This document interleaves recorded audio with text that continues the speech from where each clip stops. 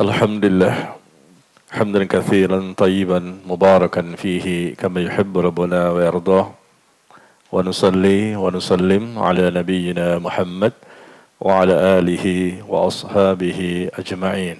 Ya ayyuhalladzina amanu taqullaha haqqa tuqatih wa la tamutunna illa wa antum muslimun amma ba'd.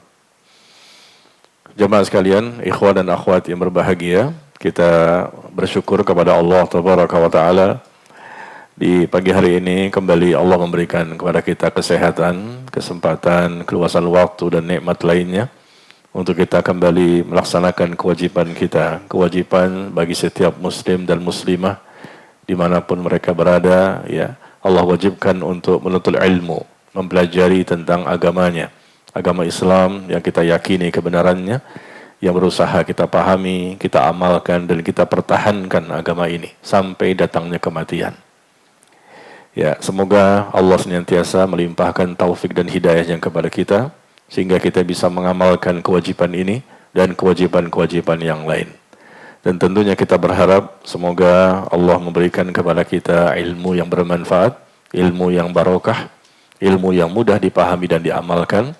Dan semoga juga kita berharap Allah mencatat apa yang kita lakukan ini sebagai amal saleh yang dapat memperberat timbangan kebaikan kita nanti pada hari kiamat.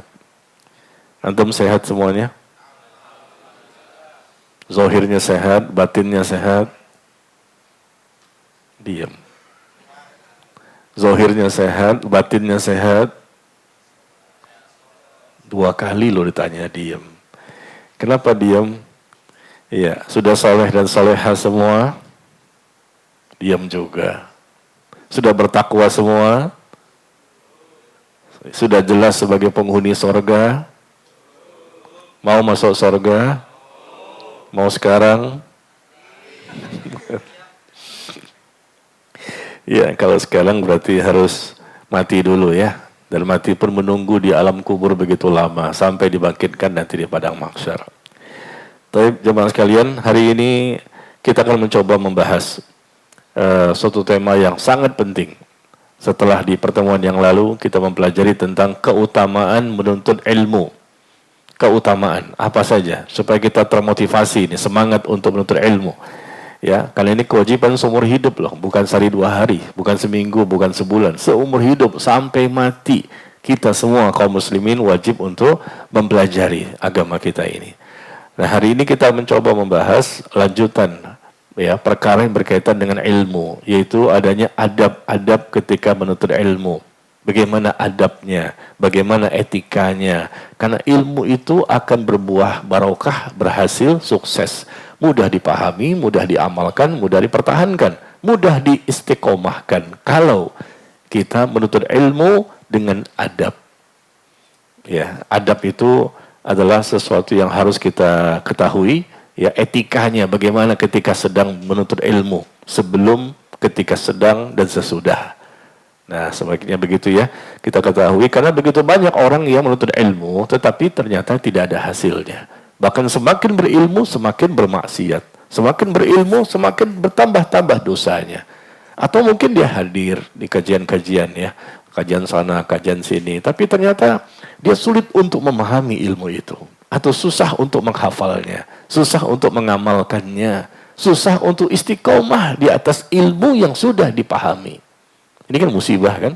Kita kan maunya ilmu itu mudah dipahami, ya kan? Mudah dihafal bahkan kalau bisa, dan mudah diamalkan, dan kita pun bisa mengistiqomahkannya. Maunya kita begitu, ilmu yang berkaitan tentang agama kita ini.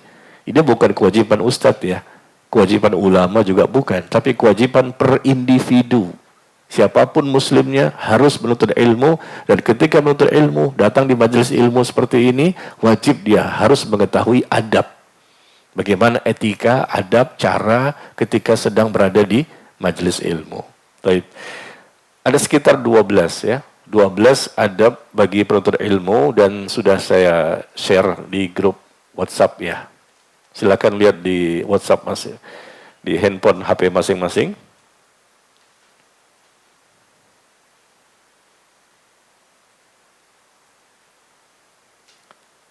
Ya, Sudah di-share katanya di grup WhatsApp. Sudah ada? Ada? Ya. Baik, kita pelajari jamaah sekalian ya, bagaimana caranya adab menuntut ilmu, dan adab ini bukan untuk di sini saja. Tapi dimanapun kita menuntut ilmu, hadir di majelis manapun, di masjid manapun, maka kita harus seperti ini. Ya, supaya kita mendapatkan kebaikan. Namanya barokah. Barokah itu artinya bertambahnya kebaikan, ziyadatul khair. Ya, barokah ilmu kita berkah, amal kita berkah. Ya, yang kita cari di dunia ini apa sih? Keberkahan. Harta kita berkah, rumah tangga berkah, ya, istri berkah, suami berkah, anak berkah, uang kita ini nafkah juga berkah, barokah artinya bertambah kebaikan, bertambah kebaikan, bertambah kebaikan. Baik. Nah, kita akan bahas sekitar kurang lebih ya ada 12 adab bagi penuntut ilmu yang semoga mudah dipahami dan diamalkan. Baik, kita baca ya.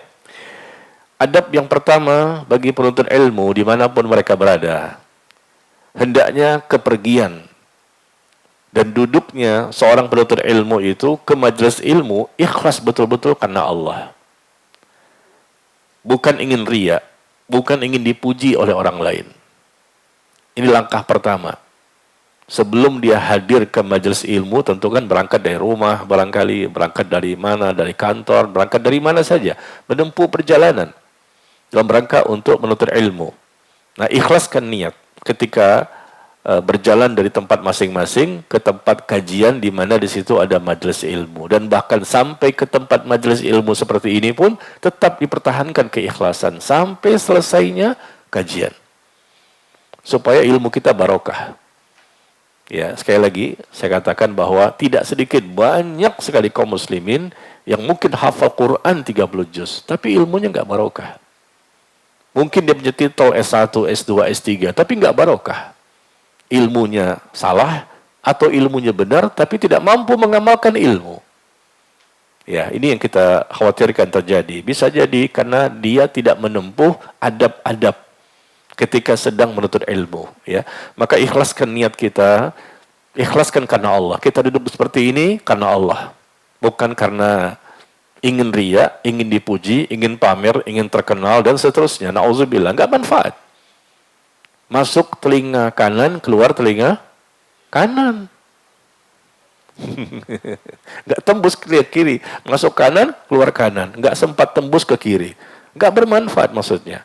Apa yang didengar lewat begitu saja, hambar. Tidak bermanfaat. Tidak ada sesuatu yang berdampak kepada hatinya dan anggota badan yang lain. Ya, jadi ikhlas itu syarat untuk semua ibadah. Tanpa adanya keikhlasan, maka seluruh ibadah akan tertolak. Ibadah apa saja kan? Hadir seperti ini kan kita sedang beribadah ini. Ibadah bukan hanya sholat. Duduk di sini mendengarkan majelis ilmu itu ibadah. Ibadah yang agung, ibadah yang mulia, ibadah yang tinggi di sisi Allah. Allah memuji, menyanjung orang-orang yang sedang berada di majelis ilmu. Dan malaikat mendoakan mereka. Bagaimana? Kita tidak bahagia ya. Tadi ikhlaskan. Begitu tidak ikhlas, ibadah apapun tidak akan bermanfaat. Maka Rasul sallallahu alaihi wasallam mengatakan, "Man salaka tariqan yaltamisu fihi ilman, sahalallahu lahu bihi tariqan ilal jannah." Barang siapa menempuh perjalanan dalam rangka untuk menuntut ilmu, dekat atau jauh perjalanan kita, ya, kita menempuh perjalanan dalam rangka untuk menuntut ilmu, maka Allah akan mudahkan baginya jalan menuju surga. Semua kita ingin masuk surga. Dan semua ingin merasa dimudahkan ketika menuju ke surga. Ternyata amalan, salah satu amal yang terbesar untuk masuk surga dan dimudahkan menuju surga, yaitu menempuh perjalanan dalam rangka untuk menuntut ilmu tapi dengan ikhlas. Ya, kita baca hadisnya ya. Nabi SAW bersabda, "Man ta'allama ilman mimma yubtagha bihi wajhullahi azza wa jalla." Barang siapa yang menuntut ilmu yang seharusnya menuntut ilmunya itu diharapkan dengannya wajah Allah. Dia mengharapkan wajah Allah, betul-betul ikhlas, tidak ada riya, tidak ada sum'ah, tidak ada ujub, tidak ada sombong dan lain-lain. Betul-betul karena Allah. Tetapi ternyata ia menuntut ilmu tersebut untuk mendapatkan sedikit dari kenikmatan dunia Apa yang terjadi? Lam yajid arfal jannah yaumal qiyamah. Maka dia pun tidak akan mencium aroma wanginya surga nanti pada hari kiamat. Sebelum masuk surga, itu ada wanginya, aromanya. Sudah tercium sejauh perjalanan 70 tahun perjalanan. Kita siapa di sini yang pernah pengalaman? Pernah pengalaman menuju surga, sudah merasakan wanginya, aroma surga? Belum kan ya? Jadi orang yang tidak mencium aromanya saja bagaimana bisa masuk surga? Karena untuk menuju surga itu tercium dulu aromanya, wanginya. Kata Rasulullah SAW, 70 tahun perjalanan sudah tercium aroma wanginya. Jadi konsekuensinya kalau dia ternyata seharusnya niatnya betul-betul karena Allah, ternyata untuk mendapatkan nikmat dunia. Barangkali dia ketemu temannya, kopdar ya, kopi darat. Barangkali untuk bisnisnya, barangkali untuk ini. Betul-betul bukan untuk Allah, betul-betul tujuan yang lain. Dunia semata. Karena nggak enak nih, ada WA dari teman, aduh gimana ya, ntar dia marah lagi. Ah, ini dunia. Nanti dia begini, ntar dia begini ya. Jadi sifatnya dunia semua, bukan betul-betul karena Allah, maka dia tidak akan mencium aroma wanginya surga nanti pada hari kiamat. Berarti konsekuensinya jangankan masuk surga, menciumnya saja tidak bisa. Berarti berada di mana dia? Di neraka. Ini bukan hal yang remeh ya. Hal yang sangat menakutkan ini. Dan banyak kaum muslimin yang bisa jadi tidak ikhlas ketika datang di majelis ilmu. Karena ini, karena itu, karena ini, karena itu. Sehingga hasilnya pun tidak semuanya sama. Meskipun yang datang nih misalnya 2.000 orang, 5.000 orang, wah penuh masjid, 10.000 orang yang hadir misalnya. Tapi tidak semuanya sama keberkahan yang Allah berikan. Sama seperti sholat kan. Yang sholat di masjid banyak sekali, 1.000 orang yang sholat. Apakah pahalanya sama semua? Ya tidak kan. Tidak semuanya pahalanya sama. Kenapa? Karena mereka berbeda niat, ada yang ikhlas, ada yang tidak. Begitu juga ada yang tata cara ibadah sholatnya benar, ada juga berantakan. Sholat-sholatan, ibadah-ibadahan, rukuknya keliru, sujudnya keliru. Bacaannya, gerakannya, tumakninahnya, kekhusyuannya, beda-beda. Maka pahalanya juga berbeda. Dan bahkan bukan hanya pahala, ada loh dari 1.000 orang itu yang Allah tidak berikan pahala, justru dosa dia ketika dia sholat. Kenapa? Karena dia sholatnya bukan karena Allah. Yang kedua, bisa jadi karena sholatnya tidak sesuai dengan bagaimana Rasul mengajarkannya. Allah tidak terima ibadah tersebut, bahkan berdosa. Bukankah Allah mengatakan, fawailul lil musallin. Celakalah bagi orang yang sholat. Celaka. Nggak ada pahala. Meskipun dia sholat. Kenapa? Alladzina hum an sholatihim sahun. Karena mereka lalai. Lalai dari memperhatikan sholatnya. Niatnya bukan karena Allah. Lalai hatinya. Lalai niatnya. Atau dia lalai dari memperhatikan bagaimana cara sholat yang benar. Dia sholat sembarangan. Ya Allah nggak terima. Ya, karena Rasul mengatakan ada orang yang 60 tahun sholat. 60 tahun lama nggak sih? 60 tahun sholatnya, tapi nggak diterima. Satu pun sholat yang dia lakukan. Ini yang sholat ya, bagaimana nggak sholat? 60 tahun sholat, tapi nggak diterima satu pun sholat yang dia kerjakan. Kenapa? Karena ketika ruku, dia melengkung. Tidak meluruskan tulang punggungnya ketika ruku. Mungkin rukunya baik, sujudnya salah. Atau mungkin sujudnya benar, rukunya salah. Dengan sebab ini saja, kata Rasulullah, 60 tahun sholatnya tidak diterima. Kalau kita lihat kan ada begitu kaum muslimin yang ketika ruku ya. Ruku kan posisi dua telapak tangan kita di mana? Di lutut kan, di lutut. Dan posisinya seperti ini. Lurus punggung kita nih. Ya, dan kedua telapak tangan adanya di lutut. Pandangan mata kita di mana? Tempat sujud. Itu ruku yang benar. Tapi begitu kita lihat di masjid, ada kaum muslimin yang meletakkan dua telapak tangan bukan di lutut, tapi di paha. Di paha. Atau di bawah lutut. Kelebihan, kayak orang mau senam. Sampai ke mata kaki. Ini kita tidak bercanda, tapi memang kita lihat itu di masjid ada macam-macam aneh-aneh. Ya, seperti ini contohnya. Jadi bukan meletakkan telapak tangan di lutut, tapi di atas lutut atau di bawah lutut. Ini berkaitan dengan gerakan. Meskipun mungkin niatnya ikhlas karena Allah. Tapi karena salah dalam gerakan, kata Rasulullah, 60 tahun sholat, nggak diterima sholatnya. Gara-gara ruku yang keliru, atau mungkin sujudnya keliru. Sujudnya pun tidak lurus tulang punggungnya. Melengkung. Padahal tidak ada uzur. Beda kalau ada orang yang uzur sakit atau yang lain-lain ya. Nah, maka perhatikan, ilmu itu memang luar biasa. Kita butuhkan supaya ibadah kita benar. Cara beragama kita benar. Tujuan kita bukan ilmu. Tujuan kita amal. Ilmu itu sarana untuk bisa beramal dengan benar. Tujuan kita bukan ilmu, kejar ilmu sebanyak-banyaknya supaya kita bisa berilmu. Enggak, itu cuma sarana saja. Tapi kita kejar memang, kita pelajari, tapi sarana. Ya, tujuan bukan ilmu, tapi tujuannya amalkan ilmu itu dengan benar. Karena Allah memberikan ganjaran pahala nanti di akhirat berupa surga. Allah sebutkan berkali-kali, jazaa'an bima kanu ya'malun. Allah berikan surga itu, kata Allah, sebagai balasan atas apa yang telah kamu kerjakan selama di dunia. Atas apa yang telah kamu kerjakan, bukan atas apa yang telah kamu ketahui. Gak ada ayat yang seperti itu. Tidak ada ayatnya. Allah mengatakan, kamu dibalas dengan surga sesuai dengan apa yang telah kamu ketahui. Enggak. Allah mengatakan bahwa kamu dibalas dengan surga sesuai dengan apa yang telah kamu kerjakan dari amal-amal selama di dunia. Jadi ilmu itu sarana. Ya, tujuan kita apa? Mengamalkan ilmu. Jangan sampai kita koleksi ilmu. Wah, catatannya banyak, bukunya habis, catat lagi, habis bukunya. Masya Allah, di rumah juga banyak sekali buku-bukunya, tapi masih plastikan. Enggak dibaca juga. Udah dibaca semua? Sudah, judulnya dibaca, isinya ya demikian. Jadi langkah pertama adab menuntut ilmu yang harus kita miliki supaya ilmu itu barokah, mudah dipahami, mudah diamalkan, mudah dihafal, mudah didakwahkan, bahkan mudah diamalkan, mudah diistiqomahkan ya, adalah dengan ikhlas. Hendaknya kita berangkat dari manapun dan ketika duduk di majelis ilmu selalu dengan keikhlasan. Baik penuntut ilmunya maupun ustadznya. Sama. Ketika berdakwah juga harus ikhlas kan. Ketika belajar harus ikhlas. Ketika menyampaikan berdakwah harus ikhlas. Kalau tidak ikhlas dalam berdakwah nggak bermanfaat. Tidak barokah. Si ustadznya nggak mendapatkan pahala bahkan dosa.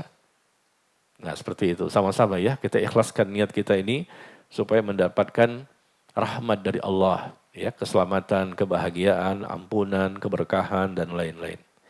Yang kedua, kita baca lagi di artikelnya, bagi jamaah yang barangkali tidak bergabung di grup WhatsApp, ya, bisa melihat di Telegram saya.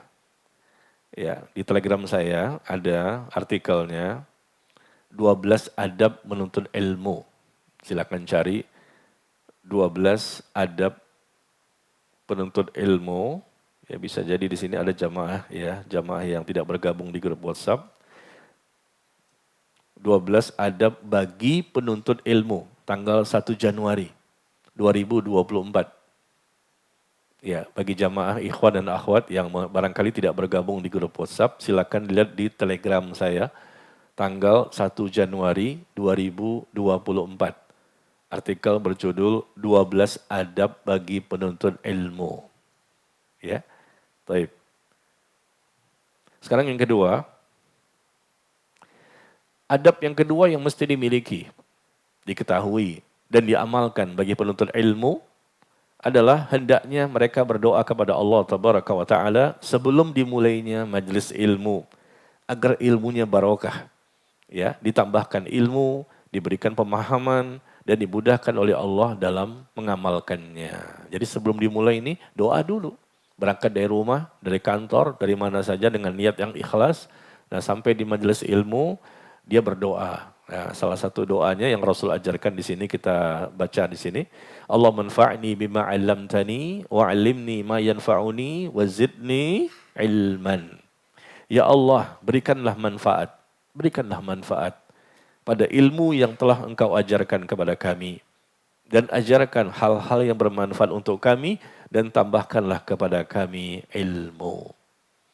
Ya, kita boleh dengan doa-doa yang lain silakan. Tapi ini yang Rasul ajarkan ya. Hadis ini dikeluarkan oleh Imam At-Tirmidzi dan Imam Ibnu Majah dari sahabat Abu Hurairah radhiyallahu anhu. Ya, bisa kebaca lafaz Arabnya? Allahumma anfa'ni bima 'allamtani wa 'allimni ma yanfa'uni wa zidni ilma. Ya, udah hafal lah ya. Udah hafal semua kan ya? Ya, Al-Quran aja lewat. Al-Quran saja lewat kan ya. Apalagi cuma doa seperti ini ya. Masya Allah. Lewat kemana tuh Al-Quran? Ya, tadi sebelum kita mulai, baca doa nggak? Ketika kita duduk di sini sebelum dimulai. Ya, sebelum saya hadir. Sebelum kita mulai kajian. Hendaknya penuntut ilmu ya berdoa. Ini tidak wajib ya. Tapi kita mengerjakan semuanya ya agar kita ini bisa mendapatkan keberkahan yang lebih banyak. Kalau nomor satu tadi wajib, tidak ada toleransi, ikhlas wajib. Tapi kalau membaca doa sebelum dimulainya majelis ilmu hukumnya sunnah. Taib. Yang ketiga, adab yang ketiga bagi penuntut ilmu dimanapun mereka berada adalah bersegera datang ke majelis ilmu dan tidak terlambat. Dan hendaknya seorang penuntut ilmu itu datang terlebih dahulu sebelum ustadznya. Idealnya seperti ini. Kalau memang tidak ada uzur. Mereka bersegera datang ke majelis ilmu dan tidak terlambat. Jangan sampai ustadz sudah mulai kajian, udah lama lagi. Baru mereka hadir tanpa ada uzur. Nah ini bagaimana bisa barokah ilmunya. Seperti kemarin, saya mengajarkan di Jakarta, kajiannya sampai jam 11:30. Mulainya 11:30. 11:30 sampai 11:30. Saya datang tepat 11:30. Ternyata dimulainya jam 10. Kenapa? Jamaahnya belum ngumpul banyak. Ya Allah, kajiannya di rumah, bukan di masjid. Ya, jadi kayak kita menunggu sampai zamannya ngumpul. Jam 10 baru ngumpul. Satu-satu. Ustadznya terlalu cepat ya. Tapi disuruhnya Pak Ustadz 9:30. Oke. Saya datang on time. Tapi jamaahnya belum ngumpul. Katanya tunggu sebentar Ustadz. Tunggu sebentar. Sebentarnya berapa lama? Oke saya tunggu. Ternyata setengah jam nunggu. Boleh nggak begitu? Ustadznya nungguin jamaahnya. Ini kan nggak pantas ya. Nggak pantas. Seharusnya mereka lebih dahulu hadir. Jangan ustadznya yang lebih dahulu hadir. Kan sama-sama sepakat kita mulai 9:30 kan. Kecuali kalau memang ada keterlambatan, ada uzur. Termasuk ustadznya barangkali juga terlambat. Barangkali tiba-tiba di luar perkiraan macet total di jalanan misalnya. Atau bannya kempes, bannya bocor misalnya. Atau yang lain misalnya. Tapi kan kok bisa terlambatnya berjamaah? Ini enggak. Sholat kan berjamaah, ini kalau terlambat berjamaah, banyak banget gitu yang terlambat. Nah ini nggak ideal, dikhawatirkan nanti keberkahannya juga kurang. Sekali lagi ya, kalau tidak punya uzur. Tapi kalau punya uzur bisa dimaklumi. Ini adab ya, dimanapun, bukan di sini saja. Ini bukan masalahnya, wah nanti saya ditanya sama pimpinan nih, nanti saya dikurangi gaji saya, nanti ada ditandain tuh, ini males nih, ini suka terlambat. Bukan karena mereka, kita duduk di sini karena Allah. Duduknya kita di sini karena Allah, bukan karena pimpinan, bukan karena pekerjaan. Bukan karena kita ingin mendapatkan uang, bukan takut dipecat, takut mendapatkan SP1, bukan ingin mendapatkan makanan, hadiah, enggak, karena Allah, niatkan itu ikhlas karena Allah. Baru berkah ilmu kita, nanti Allah tambahkan hidayah. Berkah itu maksudnya begitu. Semakin baik ilmu itu bermanfaat, maka Allah tambahkan hidayah dan taufik. Ya, jadi ikhlaskan niat, kemudian doa sebelum dimulainya kajian, kemudian bersegeralah datang ya, jangan terlambat dimanapun kita datang menghadiri kajian supaya ilmu kita semakin besar keberkahan yang Allah berikan. Ya, kalau kita lihat para ulama terdahulu, malu kita ini. Dulu kan nggak ada mic ya, dulu kan nggak ada speaker. Speaker nggak ada, mic nggak ada, apalagi sosial media. Di zaman dahulu, Mereka tuh berebut-rebutan untuk bisa mendekat kepada ustadznya. Kenapa? Kalau jauh-jauh nggak kedengeran kan?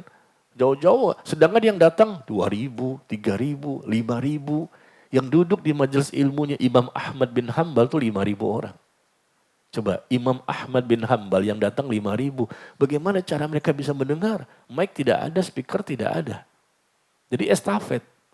Tapi mereka semangat datang 5.000 untuk mendengarkan kajian Imam Ahmad bin Hambal rahimahullah. Nah supaya mereka lebih bisa mendengar, tidak estafet dari depan ke belakang, ke belakang, ke belakang sampai jauh. Mereka berebutan untuk bisa mendekat ke ustadznya. Akhirnya mereka datang lebih awal. Siapa yang lebih awal? Berarti paling dekat kan? Langsung bisa melihat si penceramah atau Imam Ahmad bin Hambal ini. Subhanallah. Bahkan saya baca, ya jamaah penuntut ilmu yang hadir ini kadang-kadang mereka menunggu besok kajian malam ini mereka nginep di situ. Takut diambil orang, berebutan. Akhirnya mereka juga ada yang menahan kencingnya supaya tempatnya nggak diambil orang. Duduk di situ menunggu padahal besok kajiannya. Supaya bisa lebih dekat mendengarkan, supaya langsung mendengarkan suara dari Imam Ahmad bin Hambal. Luar biasa. Kenapa? Karena mic nggak ada, speaker nggak ada. Sehingga mereka berebutan untuk ke depan, mendekat, dan itu suatu keutamaan juga kan. Subhanallah. Dan saking mereka tuh ingin mengamalkan adab menuntut ilmu supaya mereka semakin banyak keberkahannya. Besok kajian malamnya sudah nginep di situ. Luar biasa kan? Kalau kita gimana? Ke tempat lain maksudnya. Kalau di sini sih enggak lah. Ini kan di sini semua Masya Allah kan disiplin ya. Kita mulai jam 9 jam 9. Tapi kadang-kadang tempat lain kita udah mulai nih. Misalnya jam 9 ya. Datangnya berapa? Jam 10 baru datang. Setengah 11 baru datang. 5 menit mau selesai baru datang. Saya kan ngajar di mana-mana nih, Jakarta, Bogor, Tangerang, Bekasi, Depok. Jadi kita kadang-kadang melihat, mungkin mereka ada uzur kali. Terus 2 kali, ini lagi, mungkin ada uzur kali. Tapi kok istiqomah? Kalau istiqomah kan, kok bisa, kalau sekali-sekali oke lah ya, terlambat namanya kita ada uzur kan. Tapi kalau istiqomah kan gak bisa diterima itu. Karena kita lihat, dia lagi kan, dia lagi. Kenapa istiqomah begini terlambatnya? Ya. Sekarang yang ke berapa?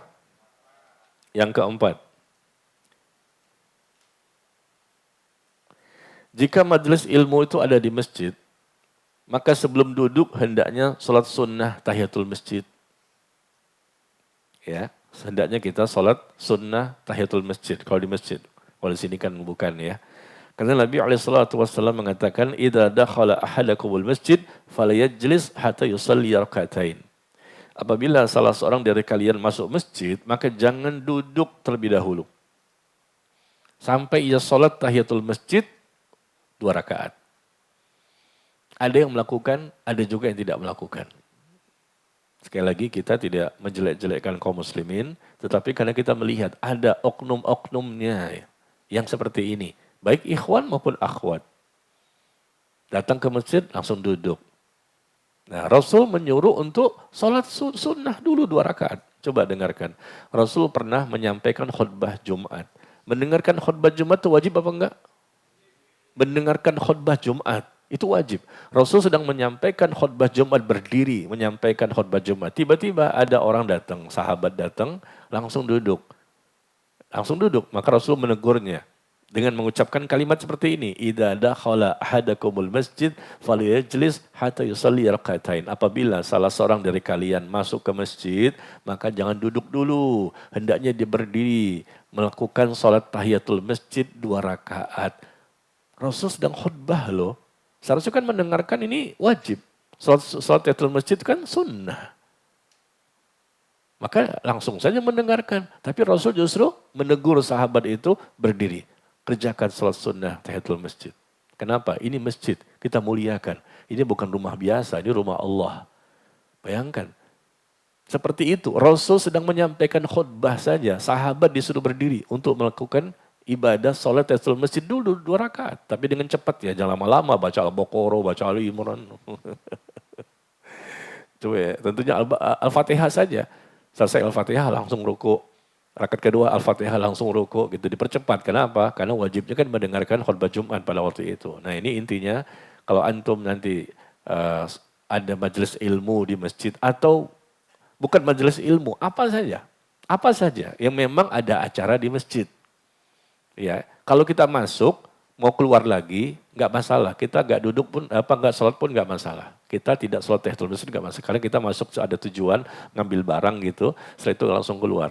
Tapi kalau tujuan kita untuk duduk, nah ini masalah. Ketika mau duduk maka sholat dulu. Tapi kalau sekedar mengambil barang, ya ngantar barang, itu nggak mesti kita harus sholat tahiyatul masjid. Ya, hukumnya sunnah tapi sangat ditekankan. Ya saya sampaikan di sini kenapa? Karena kita melihat gitu loh, ada kaum muslimin yang terkadang mereka tidak ya sholat langsung duduk, baik ikhwan maupun akhwat. Mungkin mereka nggak tahu bahwa ada keutamaannya ya, sehingga mereka seperti itu. Baik, yang kelima. Yang kelima, adab penuntut ilmu adalah ucapkan salam saat masuk dan keluar dari suatu majelis. Kita masuk, ucapkan salam, assalamualaikum. Begitu juga ketika keluar dari majelis, barangkali kita ada urusan, pulangnya duluan gitu, lebih dulu keluarnya. Tapi dengan catatan ya, apabila dianggap tidak mengganggu jalannya taklim. Apabila dianggap tidak mengganggu jalannya taklim, ya sebaiknya, ini nggak wajib, hanya sebaiknya saja, begitu kita masuk, assalamualaikum. Begitu kita keluar, mungkin pulang duluan, assalamualaikum. Ya, karena ada hadis dari Nabi SAW, hadis yang dikeluarkan oleh Imam Abu Dawud dan At-Tirmidzi, hadis dari sahabat Abu Hurairah. Ya, Nabi SAW bersabda, apabila salah seorang dari kalian sampai di suatu majelis, maka hendaknya dia memberi salam. Ya, sampai artinya masuk ke suatu majelis, hendaknya dia memberikan salam. Dan apabila ia hendak berdiri meninggalkan majelis itu, maka ucapkan juga salam. Dan tidaklah salam yang pertama ketika datang itu lebih utama daripada salam yang kedua ketika pamit untuk berangkat lagi. Tapi hukumnya sunnah. Kalau tidak mengganggu kajian. Kalau kita khawatir, ternyata mengganggu lagi. Saya datang akhirnya terputus tuh materi yang sedang disampaikan. Ya sudah, tidak usah mengucapkan salam. Tapi andai kata memang tidak mengganggu, ya ada hadisnya. Ya, ini sunnah tidak wajib. Kemudian berikutnya yang keenam, adab di majelis ilmu, jika bercampur antara jamaah wanita dan pria di suatu majelis, maka hendaknya diberikan pembatas. Ya, ada pembatas atau hijab di antara mereka untuk menghindari fitnah. Ada jamaah ikhwan, ada jamaah akhwat. Ya, bercampur, maka berikan hijab, berikan pembatas agar tidak timbul fitnah. Ya, atau bisa juga dengan cara mengadakan majelis ilmu di tempat tertentu khusus untuk para wanita saja. Ya, ini bisa dipilih ya. Barangkali kalau bergabung ya mungkin dengan hijab atau tempatnya berbeda seperti ini kan. Ruangan ini khusus untuk ikhwan, akhwat di bagian belakang. Ya silakan, fleksibel saja. Intinya jangan bercampur aduk seperti itu tanpa ada penghalang. Karena mereka bisa saling melihat, saling memandang, dan ilmu apa yang didapatkan. Terfitnah pasti. Yang akhwatnya terfitnah, yang ikhwan pun terfitnah. Ya, kajian di masjid atau kajian di mana saja. Ini adab untuk menuntut ilmu supaya ilmu kita semakin barokah. Sekali lagi, tujuan kita apa sih? Ingin dapat keberkahan. Apapun aktivitas kita selama di dunia, pagi, siang, sore, malam, apapun yang kita lakukan, intinya ujung-ujungnya ingin supaya berkah. Hidup ini berkah, selamat dunia akhirat. Berkah itu hanya bisa didapatkan kalau sesuai syariat, sesuai Quran dan Sunnah. Keberkahan yang Allah berikan berupa apa? Allah tambahkan hidayah, Allah tambahkan taufik, Allah tambahkan rahmat, Allah berikan ampunan. Allah berikan berbagai macam kenikmatan, itu barokah. Ya, jadi seperti itu ya. Jangan campur baur karena kita melihat masih juga seperti itu. Ya, mungkin di sosial media ya. Di sosial media ada kajian-kajian mungkin di gedung atau di masjid atau di lapangan misalnya ada konser-konser selawat. Selawat kok konser ya. Ada konser selawat, jingkrak-jingkrak, wah kayak konser musik jadinya. Ini ada di sosial media. ikhwan akhwat campur, bahkan pacaran di situ, peluk-pelukan. Kita melihat masalahnya. Ini saya juga melihat maksudnya untuk contoh bahwa saya pernah melihat, bukan pengen berlezat-lezat menyaksikan ini ya, na'udzubillah. Tapi saya bisa cerita begini karena kita pernah melihat di sosial media. Ada yang seperti itu. Dicampur baur mereka ikhwan dan akhwat, baik di masjid maupun tempat-tempat yang lain. Ya, na'udzubillah min dzalik. Nah ini tentunya menimbulkan dosa dan pasti tidak ada keberkahan. Setiap ada sesuatu di situ ada dosa, pasti nggak berkah. Perhatikan itu, beri garis bawah. Ya, setiap sesuatu yang dilakukan dan di situ ada yang menyelisihi syariat, di situ ada dosanya, pasti tidak berkah. Berkah itu kalau sesuai syariat, sesuai sunnah Nabi SAW. Ternyata di situ ada kesyirikan, ya sudah nggak berkah. Di saat itu ternyata di situ ada kebid'ahan, ya sudah nggak berkah. Ternyata di situ ada dosa dan kemaksiatan, ya udah pasti nggak berkah. Berkah artinya mendatangkan kebaikan, kebaikan, kebaikan dan kebaikan. Ya. Jadi kita jangan mengatakan itu di sana begitu, kok nggak boleh sih? Di sana begitu. Jangan menyamakan antara hak dengan batil. Kita ini berilmu, ingin mengamalkan ilmu yang benar.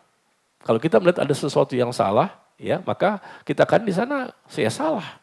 Kita katakan salah ya salah, ya benar ya benar. Qulil haq wala kana murra. Katakan kebenaran meskipun pahit. Ya. Yang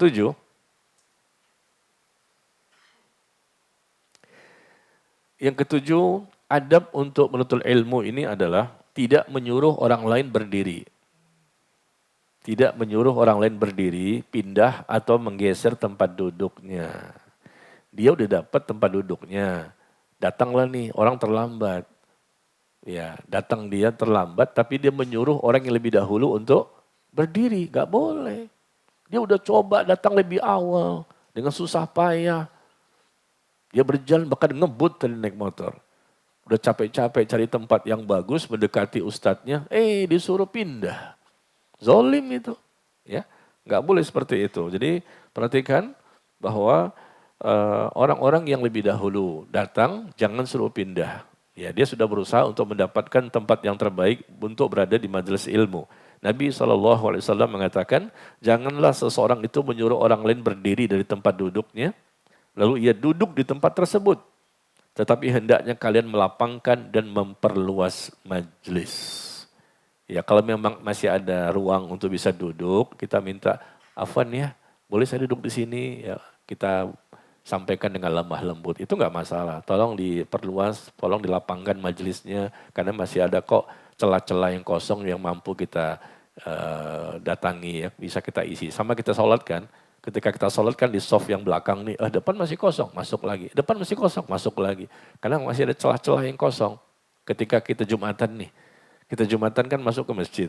Masuk di masjid kan banyak tuh celah-celah yang kosong. Nah kita seharusnya menuju ke depan yang paling depan kalau bisa. Jangan masuk masjid, soft belakang lagi. Masuk masjid, soft belakang lagi. Ya sudah senderan lagi, ada tiang, ada dinding. Ya, lalu baca Bismillahirrahmanirrahim amut. Wah ya tidur dia. Khutbah Jumat dia tidur. Begitu qomat ngeces. Nauzubillah. Ini bukan cerita bercanda, tapi memang kita saksikan. Jadi seharusnya kita itu berlomba-lomba untuk bisa menempati shaf yang pertama. Ketika sholat shaf pertama, ketika di majelis ilmu pun di shaf yang pertama. Kalau bisa, tidak ada uzur. Karena keutamanya berbeda, terutama ketika sholat tadi. Innallah wa malaikatahu yusalluna ala sufufil uwal. Sesungguhnya Allah dan malaikat itu berselawat. Allah dan malaikat berselawat kepada orang-orang yang berada di shaf yang pertama ketika sholat. Di shaf yang pertama itu beda. Allah memberikan selawat, malaikat berselawat, dan Rasul pun mendoakan umatnya yang berada di shaf yang pertama. Di hadis yang lain, ya Rasul pun mendoakan umatnya yang berada di shaf yang kedua. Tapi nggak ada hadisnya untuk ketiga dan keempat dan seterusnya. Artinya mereka sholat sih sholat, tapi ada bonus. Bonus siapa? Allah itu memberikan selawat. Berarti Allah tambahkan rahmatnya. Allah berikan ampunannya. Malaikat pun mendoakan kita ketika kita berada di shaf yang pertama ketika sholat. Dan Rasul pun mendoakan umatnya. Masya Allah. Dan ini tidak semua orang tahu. Makanya Rasul mengatakan, lau ya'lamun nas ma fin nidda wa safil awal. Seandainya manusia itu tahu besarnya keutamaan, besarnya pahala bagi orang yang berada di saf yang pertama, kemudian mereka tidak bisa mendapatkannya kecuali dengan ada undian, nggak bisa berada di saf pertama kecuali diundi. Maka mereka pun minta diadakan undian supaya mereka bisa berada di saf yang pertama. Saking besarnya keutamaan. Tapi Rasul mengatakan, lau ya'lamun nas, seandainya manusia tahu keutamaannya. Tapi sekarang kan orang nggak ini ya, nggak semuanya semangat gitu untuk berada saf pertama. Ya, padahal masih ada celah-celah kosong. Ya, kita pelan-pelan minta permisi mas, maaf ya, afwan, saya mau ke depan, permisi. Kenapa masih ada celah-celah yang kosong? Kita isi cepat. Nah, begitu juga ketika di majelis ilmu ya. Jadi jangan menyuruh orang untuk berpindah ya, menggeser tempat duduknya ya dengan zolim seperti itu. Padahal dia sudah susah payah untuk bisa mendapatkan tempat seperti itu. Ya, yang kedelapan, tidak meletakkan tangan kiri ke belakang. Nah, ini banyak juga kita saksikan di masjid atau tempat yang lain. Adab di majelis ilmu atau bukan majelis ilmu. Begini, tangan kiri kan begini nih, ke belakang. Kadang-kadang kita capek kan, duduk. Kalau dua-duanya ke belakang nggak apa-apa. Dua-duanya ke belakang, kita kan capek kan, duduk ya. Atau tangan kanan saja ke belakang, nggak apa-apa. Tapi tangan kiri satu saja ke belakang, itu yang terlarang. Nah, kadang-kadang ada nih yang bisa seperti ini, tangan kiri. Mungkin dia nggak sadar, mungkin nggak sengaja, tapi sepertinya mungkin kadang nggak tahu. Ya, kita baca di sini hadisnya. Dari Asy-Syarid bin Suwaid radhiyallahu anhu, ia berkata, Rasulullah sallallahu alaihi wasallam melewati aku, sedangkan aku sedang duduk seperti ini. Ya, itu maksudnya aku meletakkan tangan kiriku di belakang punggungku dan aku bersandar di atas tanganku. Ya, maka beliau bersabda, apakah engkau duduk seperti duduknya orang-orang yang dimurkai? Apakah engkau duduk seperti duduknya orang-orang yang dimurkai? Rasul melarang ini umatnya untuk duduk seperti ini. Orang-orang yang dimurkai siapa? Yahudi. Walil maghdubi alaihim waladdallin. Kita baca surah Al-Fatihah kan? Ihdinas siratal mustaqim. Ya Allah berikan kepada kami hidayah. Ya, siratal ladzina an'amta alaihim. Berikan kepada kami hidayah menuju jalanmu yang lurus. Yaitu jalannya orang-orang yang telah engkau berikan nikmat kepada mereka. Siapa mereka? Para nabi, para siddiqin, ya, orang-orang yang mati syahid dan orang-orang saleh. Ghairil maghdubi alaihim waladdallin. Jangan engkau jadikan kami seperti orang-orang yang maghdubi alaihim, orang yang dimurkai. Waladdallin. Dan jangan jadikan kami seperti orang yang sesat.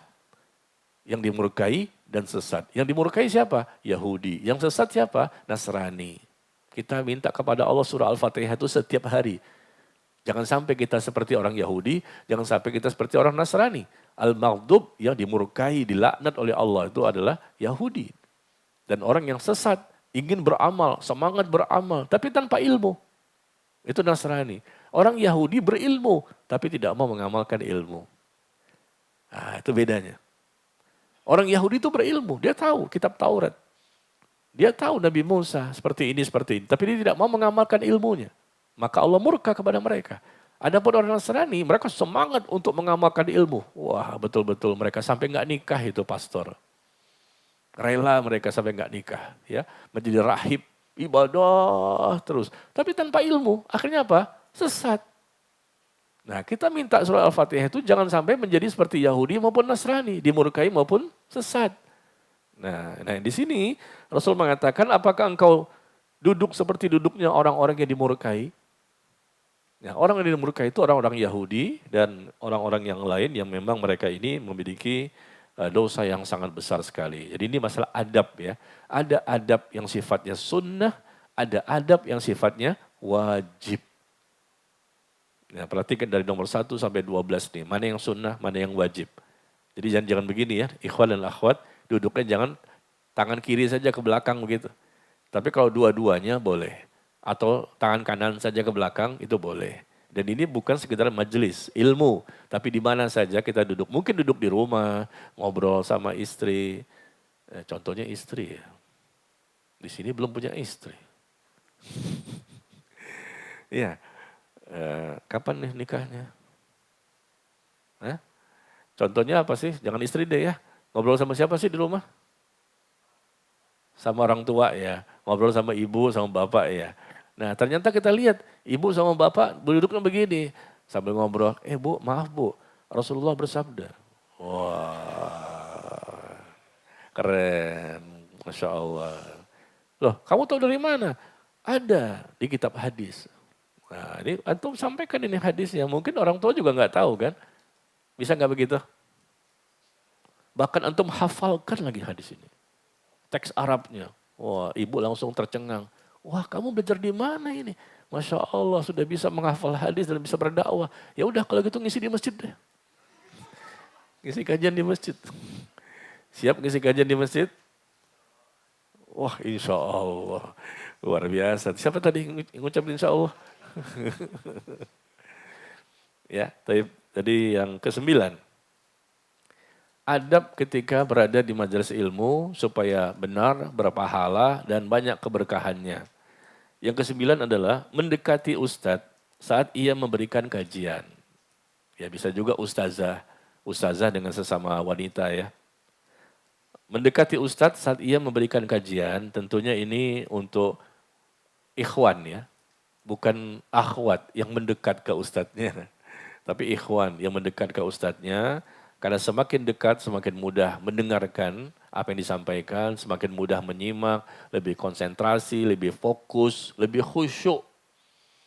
Biasanya sih ya, kalau semakin mundur ke belakang, biasanya kurang tuh, semakin kurang konsentrasinya. Apalagi ngobrol. Ustadz yang menyampaikan ngobrol. Masya Allah, dia punya majelis taklim sendiri.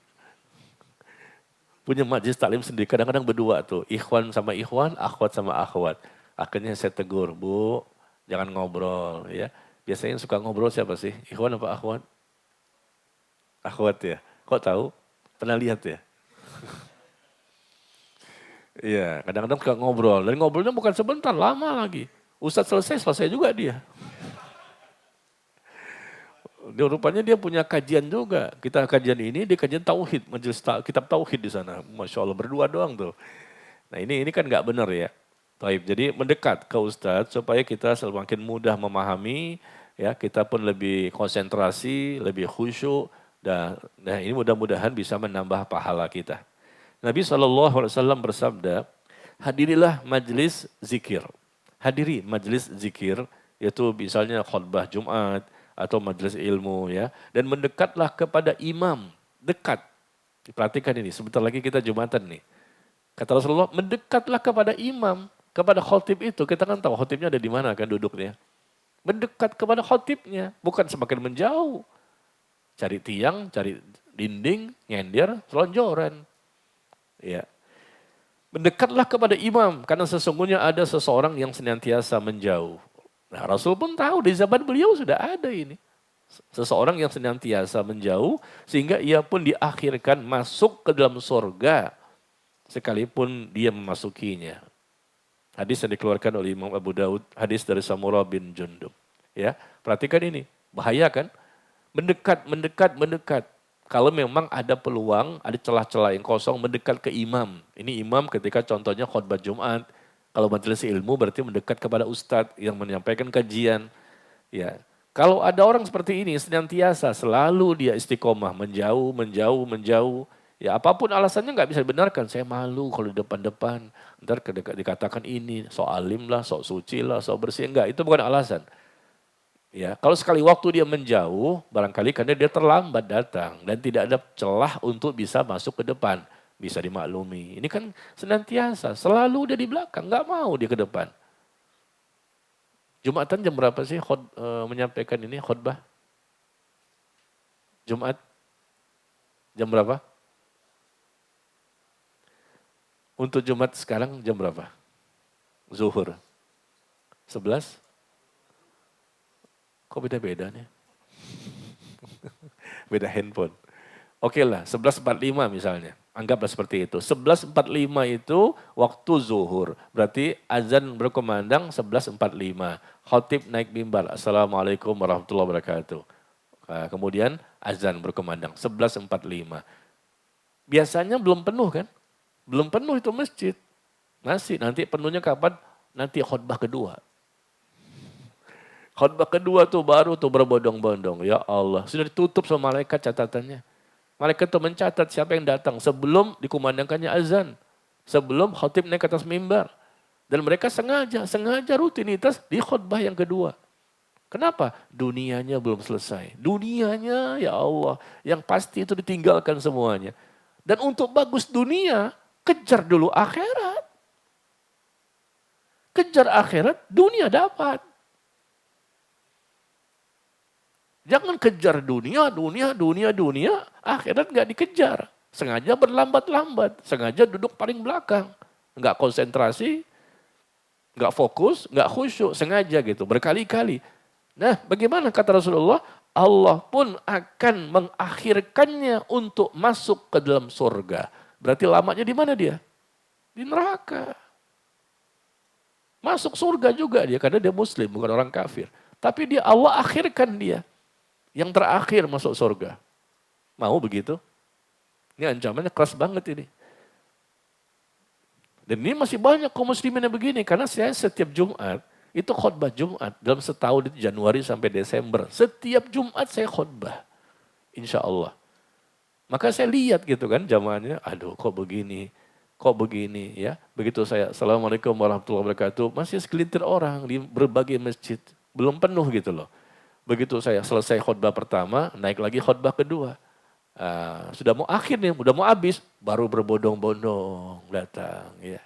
Jadi mereka gak mendengarkan khutbahnya. Kalaupun mendengarkan di belakang, sudah di luar masjid. Panas-panasan mereka menunggu, kapan selesai ini khutbah, lama banget nih Ustaz. Padahal mereka terlambat juga. Mereka terlambat sebetulnya, tapi udah gerah lama amat nih. Ya, karena masjid biasanya udah mulai penuh, mereka ada di luar masjid. Saya katakan Anda ingin dunia berkah, diberikan kebaikan, kebahagiaan, dimudahkan urusan. Tapi untuk masalah akhirat berlama-lama, berlambat-lambat, bagaimana mungkin akan ada keberkahan? Iya enggak? Di sini enggak pernah terlambat ya? Beda dong, beda level. Sini enggak terlambat kan ya? Enggak mungkin. Kenapa enggak terlambat? Karena antum sebagai khotibnya. Ya enggak? Mana mungkin terlambat kan? Khotibnya. Masya Allah. Yang suka terlambat kan ya makmumnya itu. Ya, jadi Allah akan mengakhirkan ya. Mengakhirkan dia masuk ke dalam surga. Meskipun dia akan memasuki. Kenapa? Karena dia adalah orang-orang yang suka tidak mau mendekat kepada imam atau ustadz ketika menyampaikan kajian. Maka Rasulullah mengatakan, hadiri majelis zikir. Majelis zikir misalnya contoh khutbah Jumat atau majelis ilmu dan mendekatlah kepada imam. Karena sesungguhnya ada seseorang yang senantiasa ya. Bahkan ketika dia datang ke masjid pun, rutinitas subuh sampai isya, dia tuh rutinitas masbuk. Tahu masbuk? Sholatnya terlambat. Imam udah 3 rakaat, zuhur kan 4 rakaat. Dia datang pas rakaat ketiga. Sholat sih di masjid berjamaah, tapi rakaat ketiga lagi, rakaat kedua. Jadi bukan imam takbir Allahu Akbar, dia pun takbir. Suka terlambat, istiqomah nih. Maka Allah akan mengakhirkan dia nanti, mendapatkan rahmatnya. Allah akan akhirkan dia untuk masuk ke dalam surga, hati-hati. Ya selama memang kita tidak ada uzur ya kita inginkan bersamaan. Imam takbir, kita takbir. Ya begitu kan, setelah imam takbir baru kita. Nah begitu juga ketika khutbah ini kita mendekat. Khutbah Jumat kita mendekat, biasakan. Kita udah ngaji kan di sini ya. Barangkali kaum muslimin yang lain kan nggak ngaji, nggak taklim. Dan mereka nggak tahu adab-adabnya. Nah kita udah ngaji, kita hendaknya harus menunjukkan kepada mereka. Seperti ini yang sebenarnya. Bahkan nanti antum memberitahu kepada teman-teman yang ada di samping. Jangan begini, Rasulullah bersabda. Wah, keren. Bisa kan? Bawa aja tulisannya nih, baca nih ada artikelnya ya. Nanti antum diakhirkan loh masuk ke dalam surga. Kalau diberikan ancaman seperti itu, ada hadisnya, mudah-mudahan akhirnya tumbuh rasa takut, akhirnya dia pun berada di shaf yang pertama.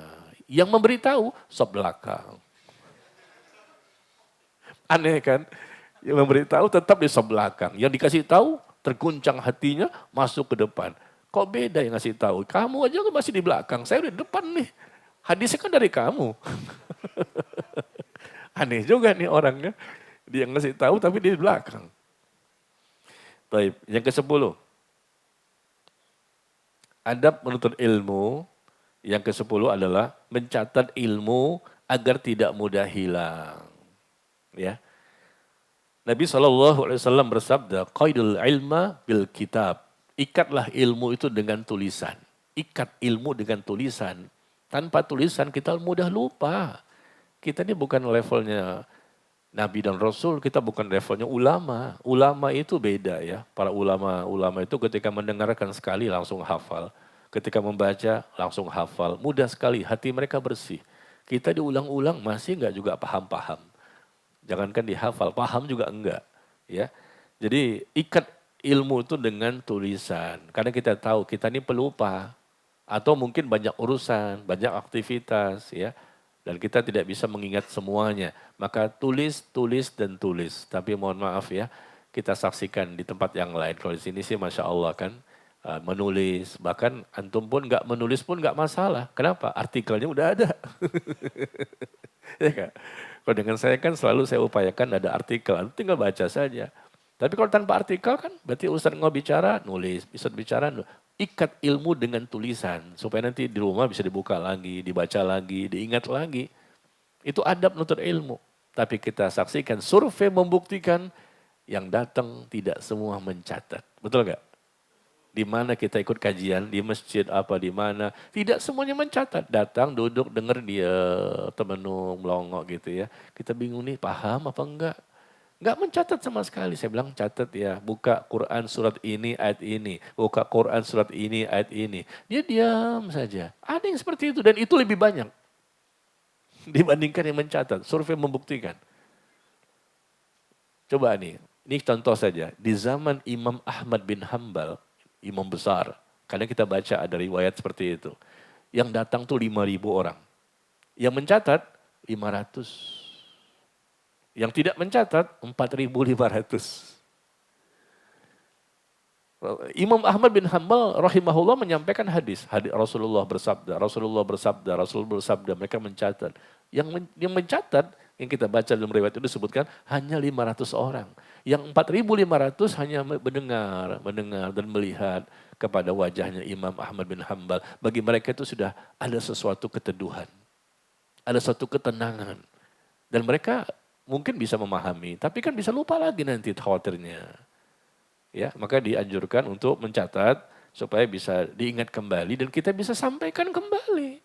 Ilmu itu untuk menghilangkan kebodohan. Kan kita nggak tahu jadi tahu gitu loh. Nah, ilmu itu kan kadang-kadang mudah dipahami, ada juga yang susah dipahami. Ada yang mudah diingat, ada juga yang susah untuk diingat. Maka yang terbaik adalah catat, catat, dan catat. Apa yang disampaikan, mungkin artikel ini sudah ada, tapi kan ada poin-poin tertentu barangkali sebagai tambahan, atau mencatat keterangan-keterangan tambahan misalnya. Itu bermanfaat ya. Yang ke-11. Nah yang ke-11 panjang nih. Adab untuk penuntut ilmu yang ke-11. Yaitu tenang, ketika sedang berada di majelis ilmu, tenang, tidak berbicara, tidak bercanda, tidak bersenda gurau, tidak berbantah-bantahan yang sia-sia, tidak sibuk sendiri dengan banyak bergerak, gerak sana, gerak sini, noleh sana, noleh sini ya, ke belakang, ke kiri, ke kanan. Jadi banyak aktivitas, bukannya konsentrasi melihat ustadznya. Hendaknya mata itu tertuju kepada ustadz dalam majelis ilmu. Barang siapa yang tidak memuliakan ilmu, maka ilmu pun tidak menjadikan yang mulia. Jangan salahkan Allah. Anda yang tidak melakukan adab ketika sedang berada di majelis ilmu. Jika seorang murid penuntut ilmu berakhlak buruk kepada ustadznya, maka akan menimbulkan dampak yang buruk pula. Seperti hilangnya berkah dari ilmu yang didapat, tidak dapat mengamalkan ilmunya, atau tidak dapat menyebarkan ilmunya. Keberkahannya hilang atau semakin berkurang. Ya, ini penting sekali. Karena kita ingin cari apa? Keberkahan, bertambah-tambah kebaikan. Mudah dipahami, mudah diamalkan, mudah dipertahankan, mudah diistiqomahkan. Mudah dihafal, mudah didakwahkan. Adabnya yang penting ketika sedang menuntut ilmu ini. Jadi sekali lagi saya ulang, tenang, tidak berbicara, ya kecuali kalau ada kepentingan yang sangat ya, terpaksa dia berbicara kepada temannya, karena ini terpaksa, dan tidak bersenda gurau atau berbantah-bantahan yang sia-sia, tidak sibuk sendiri dengan banyak bergerak, ya menoleh-noleh ke belakang atau ke kiri ke kanan, hendaknya mata tertuju kepada ustadz dalam majelis ilmu. Kita baca hadisnya, Nabi SAW bersabda, khairukum islaman, sebaik-baik kalian Islamnya adalah yang paling baik akhlaknya jika mereka menuntut ilmu.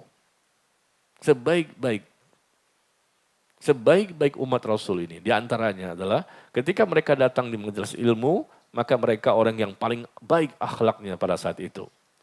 Nah, kita lihat Usama bin Syariq radhiyallahu anhu berkata, ini sahabat ya, beliau meriwayatkan, kami duduk di sisi Nabi SAW. Seakan-akan ada burung di atas kepala kami. Tidak ada satupun dari kami yang berbicara. Tenang, diam, seperti patung. Ini gambaran perumpamaan. Seakan-akan ada burung. Coba kalau kita gerak-gerak, burung kan akan terbang. Tapi karena kita diam, burung pun akan datang. Karena burung itu merasakan bahwa tempat yang dia injekkan dia ini ternyata bukan barang bergerak. Kalau kita bergerak, burung itu akan hilang lagi, terbang. Nah seperti itulah gambarnya sahabat itu loh.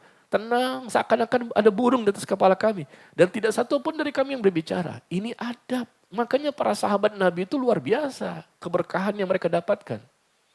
Karena mereka ketika menuntut ilmu pun seperti ini. Coba kalau kita bandingkan kembali ya, mohon maaf. Kaum muslimin yang lain di mana-mana gitu kan. Seperti ini, berbicara, ngobrol sana, ngobrol sini, ketawa, ketiwi, ustadznya negur lagi. Bu, Ikhwan, Bapak, ya dia. Ditegur lagi. Ntar diam tuh. Habis itu begitu lagi. Jadi dalam satu majelis tuh ustadznya berkali-kali mengingatkan. Tapi memang ustadznya harus ekstra sabar ya. Harus ekstra sabar untuk mengingatkan lagi. Kenapa? Karena mereka berbicara. Atau mungkin melakukan aktivitas-aktivitas yang sibuk sendiri gitu loh. Ustadz tuh melihat kan aktivitas kiri, kanan, depan, belakang. Ya orang ini sibuk sendiri, ngapain sih?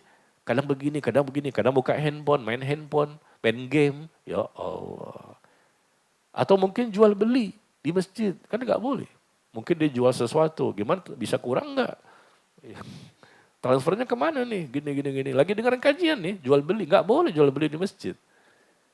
Ya, jadi sibuk sendiri dengan handphonenya atau aktivitas yang lain ya. Nauzubillah. Maka kita lihat contoh yang lain. Imam Asy-Syafi'i rahimahullah berkata, aku membalik lembaran halaman di hadapan Imam Malik, gurunya ini. Dengan pelan-pelan dibuka itu halaman lembaran yang di buku ya. Karena segan kepadanya agar ia tidak mendengar suaranya. Coba kita lihat Imam Asy-Syafi'i, berkah ilmunya rahimahullah. Karena memang ketika dia sedang berada di majelis dengan gurunya Imam Malik rahimahullah luar biasa. Sampai-sampai ingin membuka lembaran kertas pelan-pelan. Jangan sampai terdengar oleh Imam Malik. Begitu dia agungkan ilmu itu. Dia agungkan majelis ilmu itu. Maka Allah berikan keberkahan kepadanya. Umur 7 tahun hafal Quran 30 juz. Umur 10 tahun hafal kitab hadis Al-Muwatta. Umur 15 tahun beliau dipersilahkan oleh gurunya untuk berfatwa. Bayangkan sudah menjadi majelis ulama umur 15 tahun. Kenapa bisa begitu ya? Kita 15 tahun ada di mana? Sampai hari ini pun belum juga jadi berfatwa. Kita masih banyak yang tidak tahu. Karena keberkahannya itu, dia lakukan adab-adab. Dan ini semua pemberian dari Allah. Allah memberikan kemudahan yang masih muda. Seperti beliau, tapi kok bisa mendapatkan tingkatan yang tinggi. Diberikan rekomendasi oleh gurunya untuk mengajar, silakan. Umur 15 tahun siap, tanya sama beliau masalah apa. Dia bisa berfatwa. Quran sudah dihafal, hadis sudah banyak dihafal. Dan dia pinter untuk bisa mengambil, mengistimbat, mengambil kesimpulan untuk memberikan jawaban-jawaban.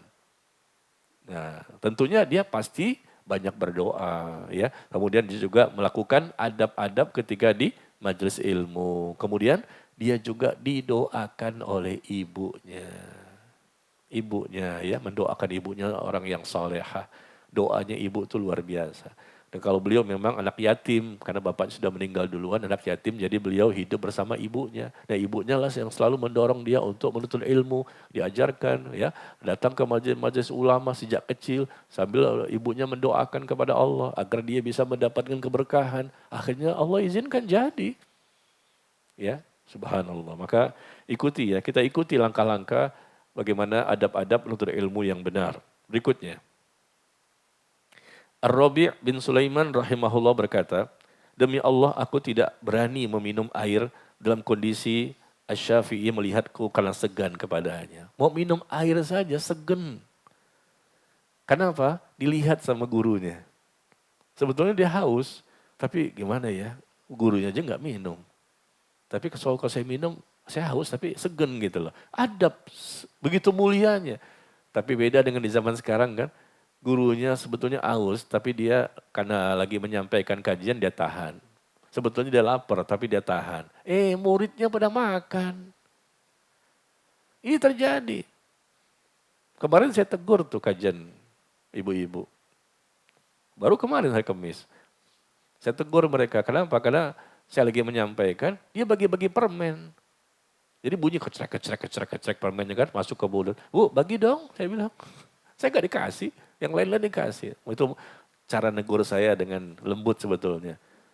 Kalau saya bilang langsung dengan tegas gitu kan dia kaget nanti. Akhirnya gak mau ngaji lagi. Bagi dong saya bilang. Ustadznya gak dikasih. Jamaah yang lain dikasih permen. Ini kan mengganggu jalannya kajian. Kita lagi khusyuk, tenang, menyampaikan Allah berfirman, Rasul bersabda, Allah berfirman, Rasul bersabda. Dia sibuk bagi-bagi permen. Sibuk makan permen, ucap. Ibu Ustaz ngomong aja lah, yang penting kita makan. La haula wala quwata illa billah. Gak bisa seperti ini, bagaimana bisa berkah? Saya pernah ngajar di kantor.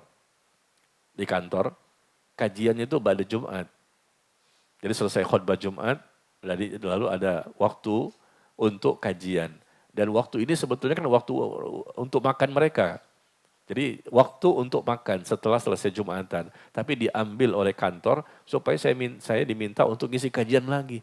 Kan udah Jumatan, ada kajian lagi Pak Ustadz, tambahkan lagi kajian. Jadi jam makan mereka ini dipakai untuk kajian. Lalu mereka makan kapan? Mereka makan ketika Ustadz menyampaikan kajian.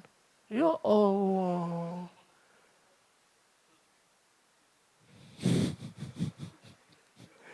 Ini kan jam makan mereka.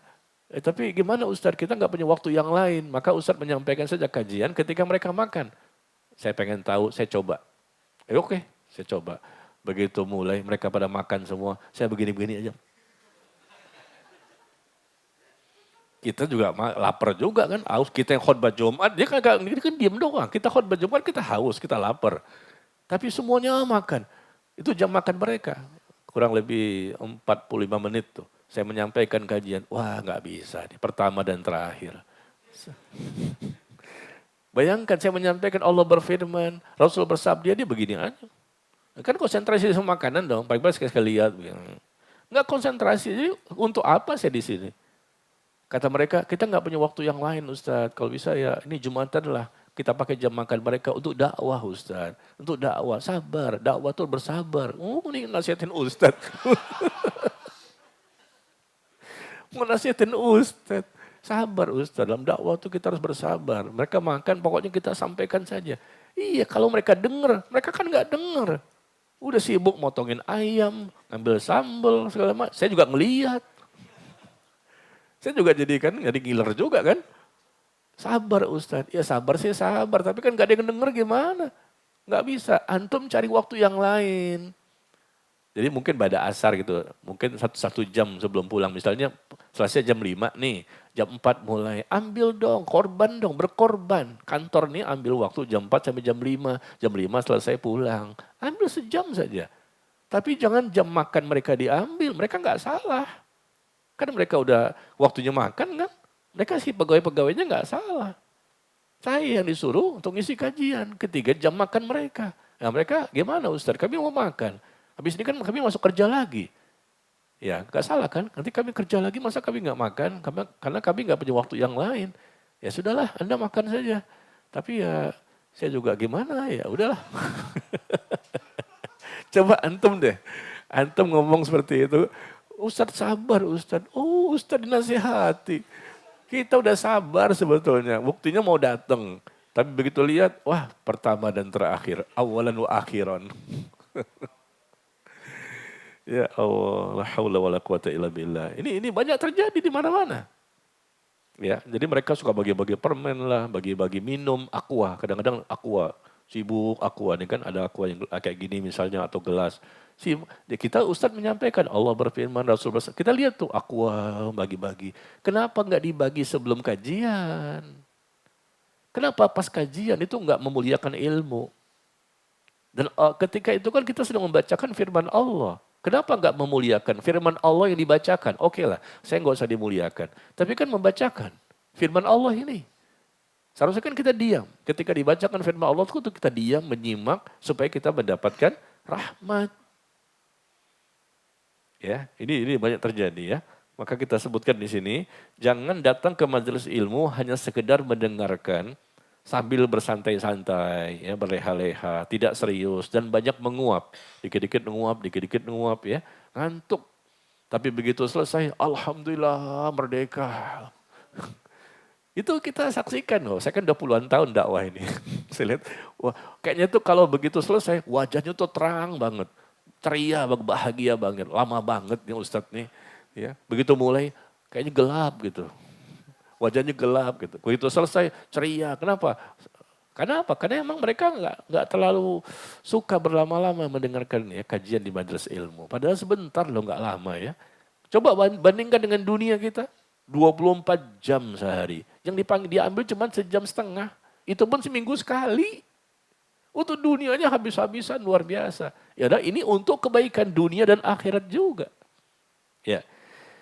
Ada yang sambil bermain HP, ya kan? Duduk bersender, kakinya selonjoran. Ya kalau sudah tua sih oke lah ya. Ada yang tidur. Ya ini saya perhatikan ada yang tidur juga. Di sini nggak ada, tempat lain ada. Bahkan khutbah Jumat nih berapi-api seperti panglima perang memimpin pasukan. Saya gebrak-gebrak mejanya. Wah dengan teriak-teriak saya. Depan mimbarnya ngorok. Ada begitu. Dan dia seksi dakwahnya yang undang saya. Bayangkan. Ketika saya kencengin suara, ngoroknya tidak terdengar. Ketika saya diam, ngoroknya lebih terdengar. Begitu qomat, Allahu Akbar, syahadu an la ilaha illallah. Dia pun dibangunkan ngeces di sini. Ya, ngiler, enggak wudhu lagi. Nah ini terjadi ya, subhanallah. Khutbah Jumat itu. Ada juga ketika di majelis ilmu. Jadi jangan tidur, jangan duduk bersender.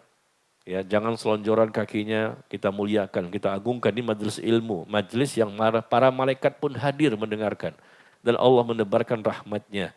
Jangan potret sana, potret sini, sibuk motret. Ya, jangan memberikan komentar saat Ustadz sedang menjelaskan. Ada juga yang sambil makan, nah ini banyak banget nih. Sambil makan, sambil minum ya. Mengecap permen dan bahkan ada yang niatnya sekedar ngumpul-ngumpul saja kopdar. Ingin ketemu ustadznya atau tujuan hanya berdagang dan lain-lain. Saya menulis ini semua pengalaman ini. Pengalaman pribadi yang saya tulis, inilah yang terjadi yang saya ketahui. Mungkin ada lagi yang lain-lain ya. Maka jangan mengangkat suara saat firman Allah dan hadis Nabi SAW dibacakan. Sehingga berakibat terhapusnya amalan. Coba kita lihat di sini. Ada dua contoh ya. Pertama di surah Al-A'raf ayat 204, yang kedua di surah Al-Hujurat ayat yang kedua. Ya, di sini perwakilan bahwa kalau kita mendengarkan firman Allah dan hadis Nabi SAW, hendaknya kita fokus, serius agar mendapatkan rahmat. Ya, begitu juga jangan kita sampai tidak mau fokus, serius dan konsentrasi ketika berada di majelis ilmu. Dampaknya besar sekali. Hilang pahala.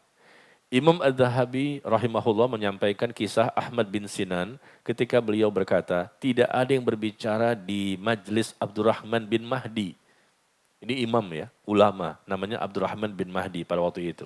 Tidak ada yang berbicara, diam semuanya. Tidak ada pensil yang diraut untuk mencatat tuh, kan bunyi krek, nggak ada yang meraut. Tidak seorang pun yang tersenyum, senyum pun nggak ada. Dan tidak seorang pun yang berdiri, seolah-olah di atas kepala mereka ada burung, atau seolah-olah mereka sedang sholat. Yang menarik kalimat setelahnya yang menarik nih. Jika ia melihat nih, ulama ini melihat salah seorang di antara mereka tersenyum atau bercakap-cakap, maka dia memakai sendalnya lalu keluar. Muridnya merasa ketakutan. Ya, kita mendapat ilmu. Si ulamanya keluar. Berarti Anda tidak konsentrasi, tidak sungguh-sungguh untuk mencari ilmu. Buktinya apa? Ada yang senyum, ada yang bercakap-cakap. Coba diterapkan di zaman sekarang. Gimana? Yang keluar ustadznya apa? Jamaahnya. Ya, di zaman sekarang hanya senyum saja dan bercakap-cakap, ada yang ngomong gitu. Dia keluar. Ilmu itu betul-betul agung pada waktu itu. Ini zaman dulu. Jadi mereka justru merasa rugi. Si penuntut ilmu ini yang datang merasa rugi. Ya, ulamanya keluar, imam keluar. Karena gara-gara kita ini, waduh kita rugi ini, gimana kita nggak dapat ilmu. Tapi di zaman sekarang, kalau seandainya saya praktekkan ini, antum senyum-senyum nih, atau bercakap-cakap misalnya, saya keluar, alhamdulillah. Memang kita tunggu dari tadi, Ustaz kok lama banget gitu kan. Jamaahnya biasanya senang itu. Bukan, ya kita gak dapat ilmu. Beda dengan orang-orang di zaman dahulu ini. Yang mereka memahami adab. Ya sampai segitunya gitu loh. Maksud saya kan saklek banget kan ya. Tapi nggak bisa diterapkan di zaman sekarang ya. Karena memang beda jamaahnya, beda penuntut ilmunya ya. Karena memang di zaman sekarang ini sepertinya mereka kurang peduli dan kurang menghargai majelis ilmu. Ustadznya pergi ya sudah, alhamdulillah kata mereka. Ya udah nggak usah kembali lagi deh, pertama dan terakhir. Tapi kalau di zaman dulu, ya ulamanya pergi, ustadznya pergi, mereka sedih, nangis, ya kita nggak dapat ilmu. Jadi betul-betul ulama itu melihat kamu harus konsentrasi, senyum bercakap-cakap ditinggalin. Wah luar biasa dan mereka menyesal dan mereka merugi. Ya, tapi yang terakhir, yang ke-12, adab menuntut ilmu yang ke-12 hendaknya berselawat kepada Nabi SAW dan membaca doa penutup majelis ketika kajian selesai. Ya, kita tahu kan, ketika selesai dari kajian ini nanti kita akhiri dengan membaca doa kafarat majelis. Subhanakallahumma wa bihamdika asyhadu an la ilaha illa anta astaghfiruka wa atubu ilaik. Nah, kita baca doa itu nanti ketika selesai majelis, maka kalau ada dosa-dosa, kesalahan yang ada di majelis ini, Rasulullah menyebutkan, maka akan diampuni oleh Allah. Mungkin salah bicara, salah ucap, dan lain-lain. Tapi satu yang belum barangkali diamalkan, yaitu baca sholawat juga. Ini hadisnya nih. Rasulullah SAW bersabda, kaum mana saja duduk di suatu majelis, lalu mereka berpisah, sebelum berzikir kepada Allah dan sebelum berselawat kepada Nabi SAW, melainkan hal itu akan menjadi kerugian bagi mereka dari Allah. Rugi mereka, karena mereka tutup majelis tidak berzikir kepada Allah dan juga tidak membaca selawat. Apabila Allah menghendaki, Allah pun akan mengazab mereka. Dan apabila Allah menghendaki, Allah pun akan mengampuni mereka. Jadi kita sertakan selawat ini. Makanya ketika saya mengakhiri kajian dimanapun, selalu saya mengucapkan wassallallahu ala nabiyina Muhammad walhamdulillahirabbil alamin subhanakallahumma bihamdika dan seterusnya. Saya mengucapkan selawat juga dan doa kafarat majelis. Antum juga sebagai penuntut ilmu ucapkan juga selawat. Kenapa? Di sini ada ancaman. Apabila Allah menghendaki, maka Allah akan mengazabnya. Dan apabila Allah menghendaki, Allah pun akan mengampuni mereka. Gara-gara mereka ketika berakhirnya majelis tidak mengucapkan zikir kepada Allah atau doa kafarat majelis dan sholawat. Atau selama di majelis tersebut, ya, atau selama di majelis tersebut tidak ada disebut nama Allah dan sholawat kepada Nabi Muhammad Sallallahu Alaihi Wasallam. Ya, taib. Inilah yang saya ketahui, ada kurang lebih ringkasan sebetulnya ini. Masih banyak yang lain, tapi ini ringkasan 12 poin adab-adab penuntut ilmu yang mesti kita ketahui, kita pahami, dan kita amalkan ya. Taib. Sampai di sini kira-kira ada pertanyaan?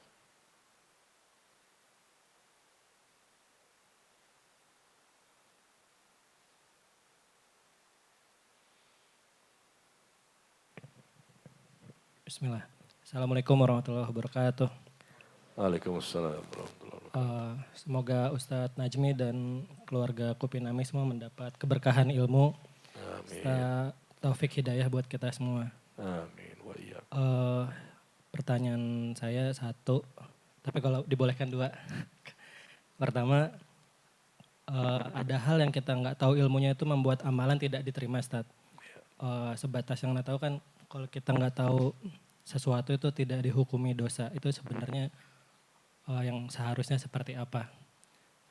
Yang kedua, seperti yang Ustadz udah bilang berkali-kali soal adab itu, bahwa di saat-saat ini kita minim sekali soal adab, dan kita belajar bahwa adab itu adalah sebelum ilmu. Sebenarnya Rasulullah itu mengajarkan kita soal adab itu seperti apa ya, Ustaz? Terima kasih. Assalamualaikum warahmatullahi wabarakatuh. Assalamualaikum warahmatullahi wabarakatuh. Iya. Yang pertama, tentunya Allah itu maha adil dan Allah tidak pernah zalim kepada hambanya. Ketika kita tidak tahu, ya Allah ampuni. Kita istighfar, kita bertobat kepada Allah, selesai. Cuman jadi masalah adalah kitanya tidak mau tahu. Ketika tidak tahu, tidak mau berusaha. Itu saja dosanya. Allah itu maha pengasih, Allah maha pengampun, Allah maha penyayang. Ya, kita kan bukan ulama. Kita kan bukan nabi dan rasul. Kita juga bukan ustadz barangkali. Ya ustadz juga masih banyak kekurangannya. Tapi kita tidak berusaha untuk mencari tahu. Umur kita ini kan puluhan tahun di dunia. Ya sekarang mungkin 20-an, 30-an, 40-an atau seterusnya. Kita nggak tahu sampai kapan hidup di dunia. Tapi kan Allah wajibkan perintahkan kita untuk mencari tahu tentang ilmu agama. Ilmu dunia coba lihat. Dari TK, PAUD, ya, SD, SMP, SMA sampai kuliah. Berapa tahun semuanya? 20 tahun. 20 tahun cari ilmu dunia ini. Tambah lagi S2, tambah lagi S3. Berapa tahun? 25 tahun. Atau mungkin 30 tahun. Selesailah S3-nya. Masya Allah. Silakan, Allah tidak melarang. Tapi untuk ilmu agamanya, berapa tahun? Untuk ilmu agamanya enggak ada. Seberapa sering dia menghadiri majelis ilmu. Seberapa sering dia baca Quran. Baca buku-buku agama. Untuk dunianya dia butuh sampai 20 tahun, 25 sampai 30 tahun. Tapi untuk ilmu agamanya, ini yang Allah meminta kepada kita untuk mengusahakan secara maksimal. Fattaqullaha mastata'tum, bertakwalah kepada Allah semampu kalian. Allah tidak menyuruh kita jadi ulama semua. Ulama itu orang yang luar biasa, hebat ilmunya, imannya, amalnya, dakwahnya. Ya, tapi Allah wajibkan kepada kita bertakwa kepada Allah semampu kita. Jadi kalau kita memang sudah berusaha maksimal untuk berilmu, cari ilmu agama ini, baca ini, datang ke sana, datang ke sini, dengarkan, mencatat segala macam, kita diskusi, musyawarah, kita tanya. Ternyata ada yang tidak tahu, ternyata salah. Ya sudah istighfar, selesai. Allah maha pengampun. Cuma mohon maaf, umumnya tidak begitu. Untuk ilmu agama ya males-malesan. Coba diadakan, diumumkan nih, pakai sharing di sosial media, ada kajian di Kopinami, gratis, ya, dapat makan, dapat minum, dapat ini, dapat macam-macam. Tapi yang datang, apakah sebanyak konser musik di Gelora Bung Karno? 70.000 orang, 100.000 orang, sedikit, selalu seperti itu. Begitu ada konser musik dari luar negeri, datanglah artis ini, pemusik ini. Wah luar biasa, penuh, jingkrak. 2 jam itu, dan mereka bayar 11 juta itu, kemarin Coldplay itu. Apa Coldplay ya? Nonton gak itu? Ya beda level lah. Ya enggak, sini kan soleh dan soleha semua, enggak mungkin lah nonton konser musik, ya enggak. Paling tahajud tadi malam lah ya. Iya, nonton konser Coldplay itu 11 juta. Berdiri dari asar sampai isya, terus bablas sholatnya enggak. Bisa. Tapi begitu duduk sebentar, kiri kanan, baru duduk.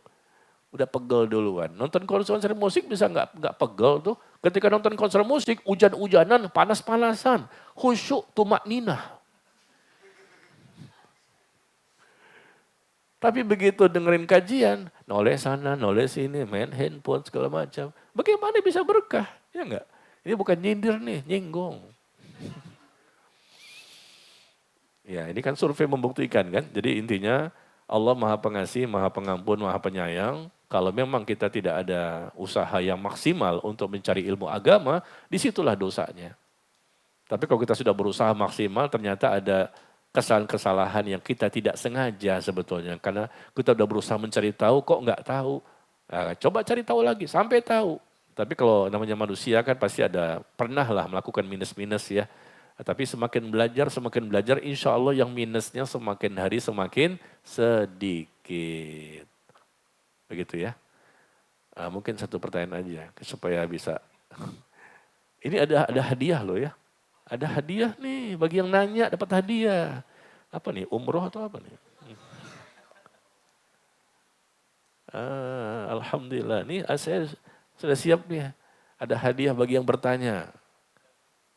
Disiapkan 5 penanya di sini. Ada kunci mobil nggak nih? Kunci doang. Ada lagi yang bertanya? Iya. Bismillahirrahmanirrahim. Assalamualaikum warahmatullahi wabarakatuh. Izin bertanya Ustadz, ketika kita mendatangi majelis ilmu dan mendapatkan ilmu tersebut, bagaimana cara kita untuk menerapkan ilmu itu sebaik mungkin dalam kehidupan kita sehari-hari secara istiqomah Ustadz. Demikian. Assalamualaikum warahmatullahi wabarakatuh. Ya, bagaimana caranya supaya ilmu yang kita dapatkan itu bisa dipahami dengan mudah dan diamalkan dan istiqomah. Gimana? Lakukan tadi adabnya. Selesai. Lakukan adab-adab menuntut ilmu. Dari nomor 1 sampai 12. Dengan serius, konsentrasi penuh, fokus, tidak main-main, tidak sembarangan, tidak berleha-leha, tidak bersantai-santai. Betul-betul kita sungguh-sungguh untuk mendapatkan keselamatan, kebahagiaan, mendapatkan pahala, ya, mendapatkan ridho Allah, ampunan dan lain. Lakukan itu semua. Karena semua siapapun ya yang mereka menuntut ilmu, ya para ustadz, para ulama, siapapun mereka harus melalui fase ini. Adab ketika menuntut ilmu. Semakin bagus, berkualitas adabnya ketika sedang berada di majelis ilmu, insya Allah dia pun semakin banyak kemampuan untuk bisa mengamalkan secara istiqomah. Sekali lagi ya, semakin dia berkualitas dalam memahami dan mengamalkan adab menuntut ilmu tadi, maka insya Allah dia pun akan semakin gampang, mudah, enteng untuk bisa istiqomah mengamalkan ilmu yang sudah diketahuinya. Nah, tinggal kembali kepada kita, seberapa jauh kita mengamalkan adab tadi, adab menuntut ilmu ya. Kalau memang betul-betul kita sungguh-sungguh, pasti ada keberkahan. Kalau memang sungguh-sungguh, pasti ada hidayah. Kalau sungguh-sungguh, pasti ada taufik dari Allah. Allah mudahkan, karena kita ada usaha. Allah menunggu dulu nih, kita ada usaha apa enggak? Maksimal enggak? Karena Allah tidak akan merubah kondisi seseorang, sampai orang itu mau terlebih dahulu untuk merubah dirinya sendiri. Dia punya niat, keinginan, tekad, semangat, dan kesungguh-sungguhan untuk berubah. Saya pengen berubah, saya pengen serius. Saya pengen fokus. Ya, Allah tahu niat dia. Allah berikan hidayah. Allah tambahkan dia taufik. Allah berikan dia kekuatan. Allah berikan dia kemampuan. Allah berikan ampunan, rahmat dan lain-lain. Akhirnya dia bisa istiqomah. Mengamalkan ilmu yang benar ini berdasarkan Quran dan sunnah Nabi SAW. Ya, jadi begitu. Jadi tentunya kita nggak bisa istiqomah ya. Kalau kita mengandalkan diri kita sendiri. Nggak bisa, susah tuh istiqomah, berat. Tapi kenapa jadi mudah? Karena Allah yang membantu dia untuk istiqomah. Kenapa Allah bantu? Karena Allah melihat, Allah mengetahui memang hamba ini memang mati-matian dia, habis-habisan dia. Untuk bisa mengamalkan adab-adab penuntut ilmu. Begitu. Wallahu a'lam bishawab. Ini hadiahnya apa nih? Ini isinya apa nih? Oh, tumbler. Wah, Masya Allah. Silakan, masih ada 3 nih. Ayo. Nih, handphone sekalian. Untuk yang Ahwat, mungkin ada pertanyaan?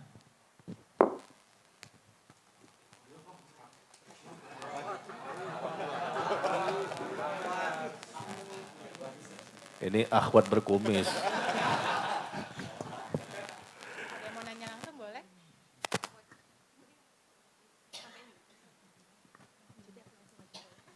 Ada akhwat yang mau bertanya? Baik, bismillahirrahmanirrahim. Assalamualaikum warahmatullahi wabarakatuh. Salam. Izin bertanya Ustadz, Ya. batasan-batasan kita sebagai orang awam dalam men-share ilmu agama yang kita tahu. Misalnya setelah kajian seperti ini kadang-kadang kan kita ingin men-share ilmu gitu ya Ustadz. Ya. Apakah sebaiknya ada kaidahnya atau ada batasan yang bagaimana? Karena kadang hati ini juga ada kekhawatiran gitu ketika takut dicap sebagai yang apalah paling ngerti atau paling anulah paling itulah. Bagaimana Ustadz? Mohon nasihatnya. Jazakallahu khairan, barakallahu fi. Wafikum barakallah. Ya, setelah kita berilmu, tentunya kita bisa menyampaikan ilmu yang sudah kita ketahui saja. Jangan menyampaikan semuanya. Kalau kita menyampaikan apapun, ya padahal kita sendiri belum tahu. Mana yang benar, mana yang salah, mana yang hak, mana yang batil, mana tauhid, mana syirik, mana sunnah, mana bid'ah, mana ketaatan, mana kemaksiatan. Ya kita nggak boleh berdosa jadinya. Menyampaikan jadi dosa, bukan jadi pahala. Jadi berilmu dulu, baru berbicara dan mengamalkan. Setelah itu, ya kita baru mendakwahkan. Kaidahnya begitu. Berilmu, al-ilmu qabla al-qaul wal-amal. Berilmu dulu, ya sebelum berbicara dan mengamalkan. Dengan modal ilmu tadi yang benar ya, kita bicara benar di sini ilmunya, khususnya Quran dan Sunnah, bukan sembarang ilmu, harus ilmu yang benar. Ya, baru setelah benar, baru kita bisa mengamalkan. Setelah mengamalkan, kita bisa mendakwahkan dan mendakwakannya pun sesuai apa yang kita ketahui. Jangan kemana-mana, jadi melebar gitu loh. Jadi sok tahu, ditanya apapun bisa jawab, ditanya apapun bisa jawab. Jangan. Ya, kita bisa men-share kan. Zaman sekarang kan ada sosial media ya, paling gampang. Ada sosial media tuh ada artikel, nih artikel misalnya 12 adab menuntut ilmu misalnya, atau artikel yang lain. Paling gampang saat ini kita tinggal share saja ke sosial media. Ada grup WhatsApp, ada grup Telegram, ada Instagram, ada mungkin Facebook dan lain-lain. Kita tinggal posting, share, sampai ribuan orang yang membaca, kita mendapatkan pahala. Ya, tapi dengan syarat ya, sebelum men-share, sebelum menyampaikan, sebelum mendakwahkan, sesuai kemampuan kita masing-masing, tentunya kita pahami dulu dan kita amalkan dulu. Jangan sampai kita kena hukuman nih, menyampaikan sesuatu tapi kita belum mengamalkan. Kita mengamalkan sebelum kita berilmu. Nah, ini bahaya. Coba baca di surah As-Saff. Buka surah As-Saff, surah ke-61. Ya, surah ke-61. Mari kita buka.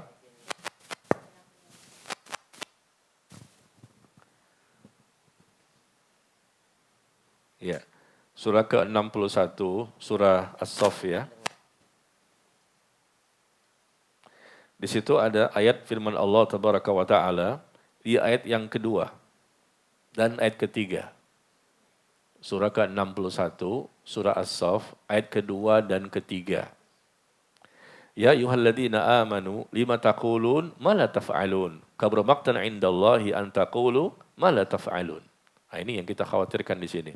Wahai orang-orang yang beriman, mengapa kamu mengatakan sesuatu yang tidak kamu kerjakan? Kamu ngajak orang, kamu berdakwah, menyampaikan ilmu, tapi kamu tidak mengerjakan. Seharusnya kan mengamalkan dulu baru menyampaikan, mendakwahkan. Kenapa? Hal itu sangat dibenci di sisi Allah. Kabur maqtan indallah. Allah benci ya jika kamu mengatakan apa-apa yang tidak kamu kerjakan. Nah, mungkin ringkasnya seperti itu ya. Jadi berilmu dulu, baru mengamalkan, baru menyampaikan dan mendakwahkan sesuai kemampuan kita. Apa yang telah kita dapatkan, ini suatu kebenaran, sudah diyakini, sudah kita bandingkan, sudah kita bertanya, sudah diskusi segala macam. Ya, jelas dalilnya, ayatnya, ya maka kita sampaikan. Mungkin dengan lisan atau dengan tulisan. Tapi sekali lagi, itu pun dengan niat yang ikhlas. Jangan sampai kita menyampaikan sesuatu kebenaran, itu tulisannya benar. Yang disampaikan juga benar, tapi niatnya tidak ikhlas.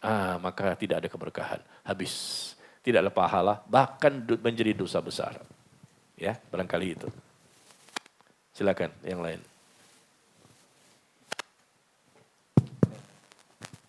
Bismillah. Assalamualaikum warahmatullahi wabarakatuh, Ustadz. Waalaikumsalam warahmatullahi wabarakatuh. Maaf Ustadz, Ana mau tanya, tapi di luar tema kajian. Bisa ya Ustadz? Iya, yang penting jangan di luar gedung ini.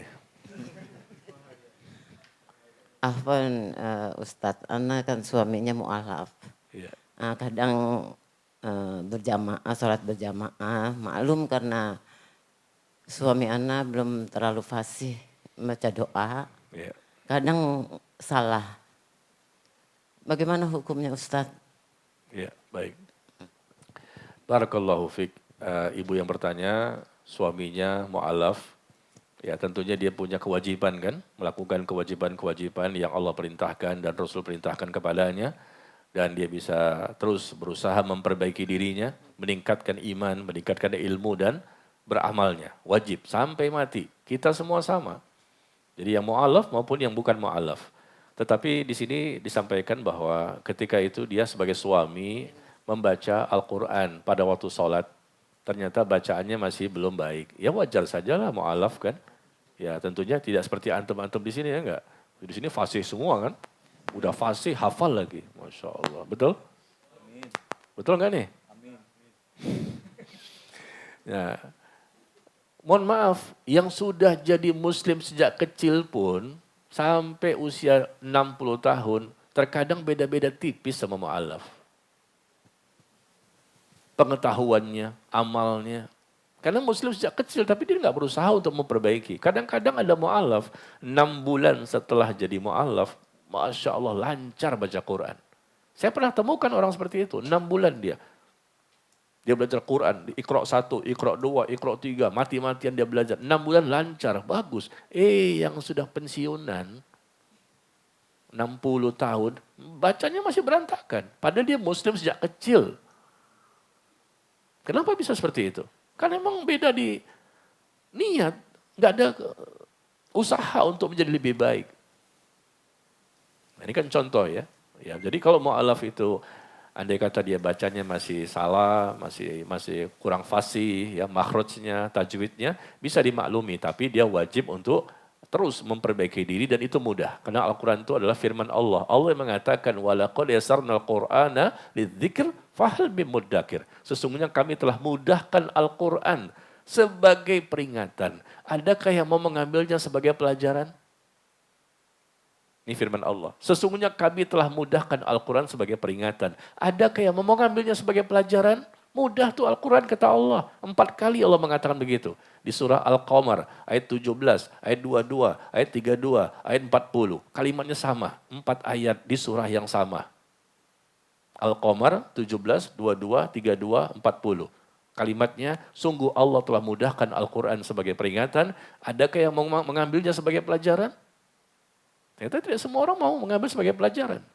Nah, kembali kepada pertanyaan.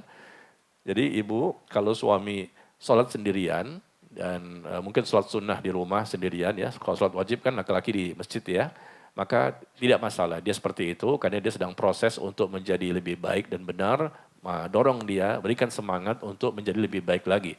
Barangkali dia perlu ada guru yang mengajarkan tahsin kepadanya, cara baca Quran dengan benar. Tetapi, kalau untuk menjadi imam, jangan. Ya, si suami jadi imam. Kan sholatnya di masjid, bukan di rumah ya. Oh mungkin sholat tahajud barangkali. Kan boleh sholat tahajud berjamaah dengan istri di rumah. Ya, suami jadi imam, istri jadi makmum. Tapi itu dengan catatan memang suaminya benar bacanya. Cara tajwid dan makhrajnya, seperti itu ya. Tapi kalau seandainya si suaminya ini tadi katanya mu'alaf dan masih berantakan bacaannya, maka dia tidak layak untuk menjadi imam sholat bersama istrinya. Minta tolong suaminya untuk memperbaiki dulu.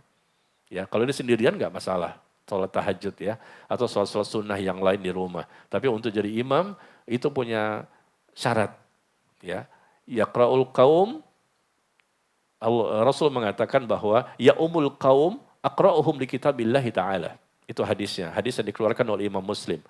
Ya umul qaum aqra'uhum li kitabillahi ta'ala. Yang paling pantas menjadi imam di suatu kaum adalah orang yang paling bagus bacaan Qur'annya dan yang paling banyak hafalan Qur'annya. Jadi imam itu nggak sembarangan. Mau di masjid, mau di musholah, mau di rumah, mau di mana. Haruslah orang yang paling bagus. Ya umul qaum aqra'uhum li kitabillahi ta'ala. Yang paling berhak jadi imam, orang yang paling bagus bacaannya dan paling banyak hafalannya. Demikian. Satu lagi terakhir. Masya Allah. Di sini ada pertanyaan dalam kertas ya.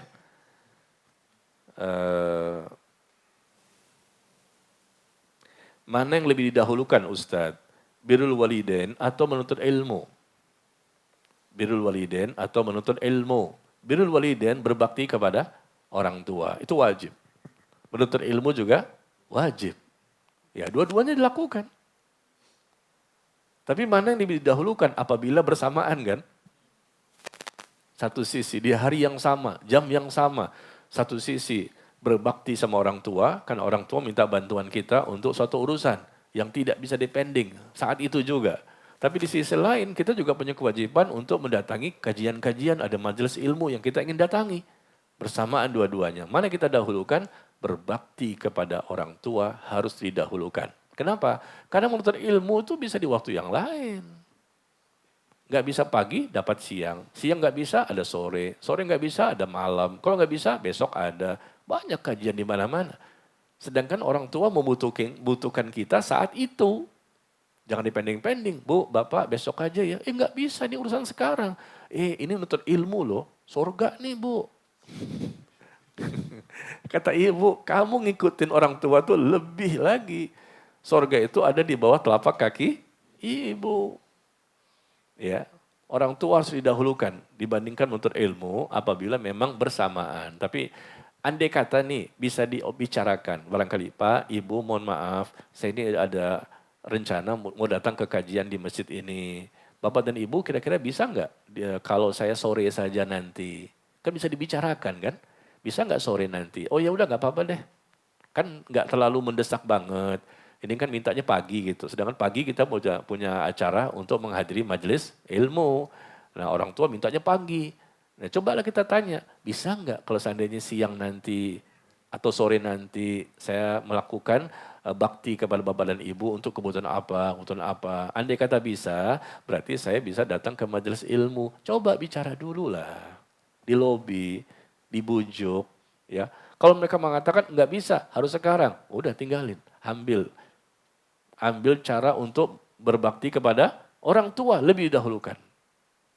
Ya, seperti itu cara kita. Karena kenapa saya katakan orang tua dulu? Karena orang tua itu sangat butuh sekali bantuan kita dan tidak bisa dimundurkan waktunya. Sedangkan menuntut ilmu itu masih bisa di waktu-waktu yang lain.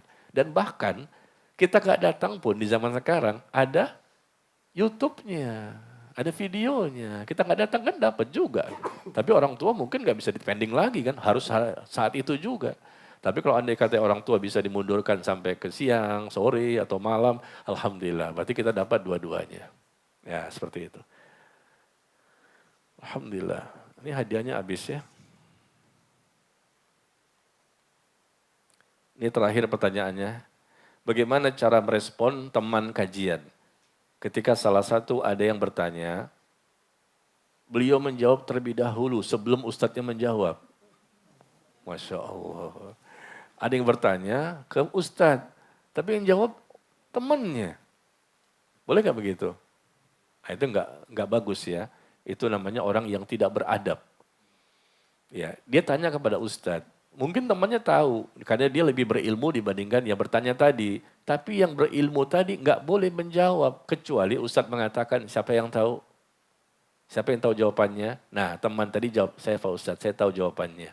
Tapi ketika memang fokusnya Pak Ustadz, saya mau bertanya, tiba-tiba dia yang menjawab. Seharusnya kan ustadz yang menjawab, karena pertanyaan itu ditujukan kepada ustadz, bukan kepada dia. Tapi tiba-tiba dia jawab, karena dia merasa, wah saya bisa, saya tahu. Saya mengerti, itu nggak boleh. Berarti dia tidak memiliki adab, tidak memiliki akhlak yang baik. Ya, ketika sedang berada di majelis ilmu nggak boleh seperti itu. Meskipun saya pernah juga merasakan seperti itu. Ya, ada yang bertanya, tiba-tiba temannya di samping menjawab. Ada yang seperti itu. Dan dia merasa itu boleh-boleh saja. Padahal itu secara adab dan akhlak itu buruk. Nggak boleh. Kenapa? Karena memang ditujukan kepada ustadz. Dan temannya itu yang tahu tadi sebetulnya dia harus apa? Tawadu. Tidak sombong. Dikhawatirkan dia menjawab seperti itu untuk menunjukkan kesombongannya. Bahwa saya lebih berilmu dibandingkan teman saya. Nah, hati-hati itu. Hati itu kan bermain. hati itu tipis banget ya, antara ikhlas dan sombong, antara ikhlas dan ria, antara ikhlas dan ujub, antara ikhlas dan sum'ah. Sangat tipis, bedanya per setengah detik. Setengah detik yang lalu kita ikhlas, setengah detik kemudian bisa berubah. Meskipun kita tahu, kita saya diam aja lah. Kadang kalau takutnya kalau saya ngomong, saya jawab, nanti takutnya saya nggak ikhlas. Nanti takutnya kalau saya ngomong, saya jawab, takutnya saya sombong. Nah gitu. Jadi ini menyalahi adab juga kan. Jadi berlapis-lapis ini. Maka yang benar adalah si teman tadi tidak menjawab ya, kecuali ustadznya yang menyarankan kepada yang hadir, siapakah yang bisa menjawab silakan. Bahkan ada hadiahnya. Baru dia berlomba-lomba untuk bisa menjawab. Seperti itu ya. Nah ini barangkali kan pertanyaan terakhir nih. Hadiahnya udah habis, kasih ini aja. Ada. Baik, mohon maaf sampai di sini barangkali. Karena saya harus mengejar acara khutbah Jumat nih. Di tempat yang lain. Kali ini di jalan, apa ini? Daerah Cawang ya, Waskita, Raja Wali Tower. Ya, di Waskita, Raja Wali Tower di Cawang ya. Ya, semoga keburu waktunya. Semoga ya, mudah-mudahan baik. Sampai di sini, mohon maaf atas segala kekurangannya. Gimana bisa dipahami ikhwan dan akhwat? Bisa diamalkan? Alhamdulillah. Bisa didakwahkan? Alhamdulillah. Ya, taib. Jangan lupa ya. Wassallallahu ala nabiyina Muhammad walhamdulillahi rabbil alamin. Subhanakallahumma wa bihamdika asyhadu an la ilaha illa anta astaghfiruka wa atubu ilaik. Wassalamualaikum warahmatullahi wabarakatuh.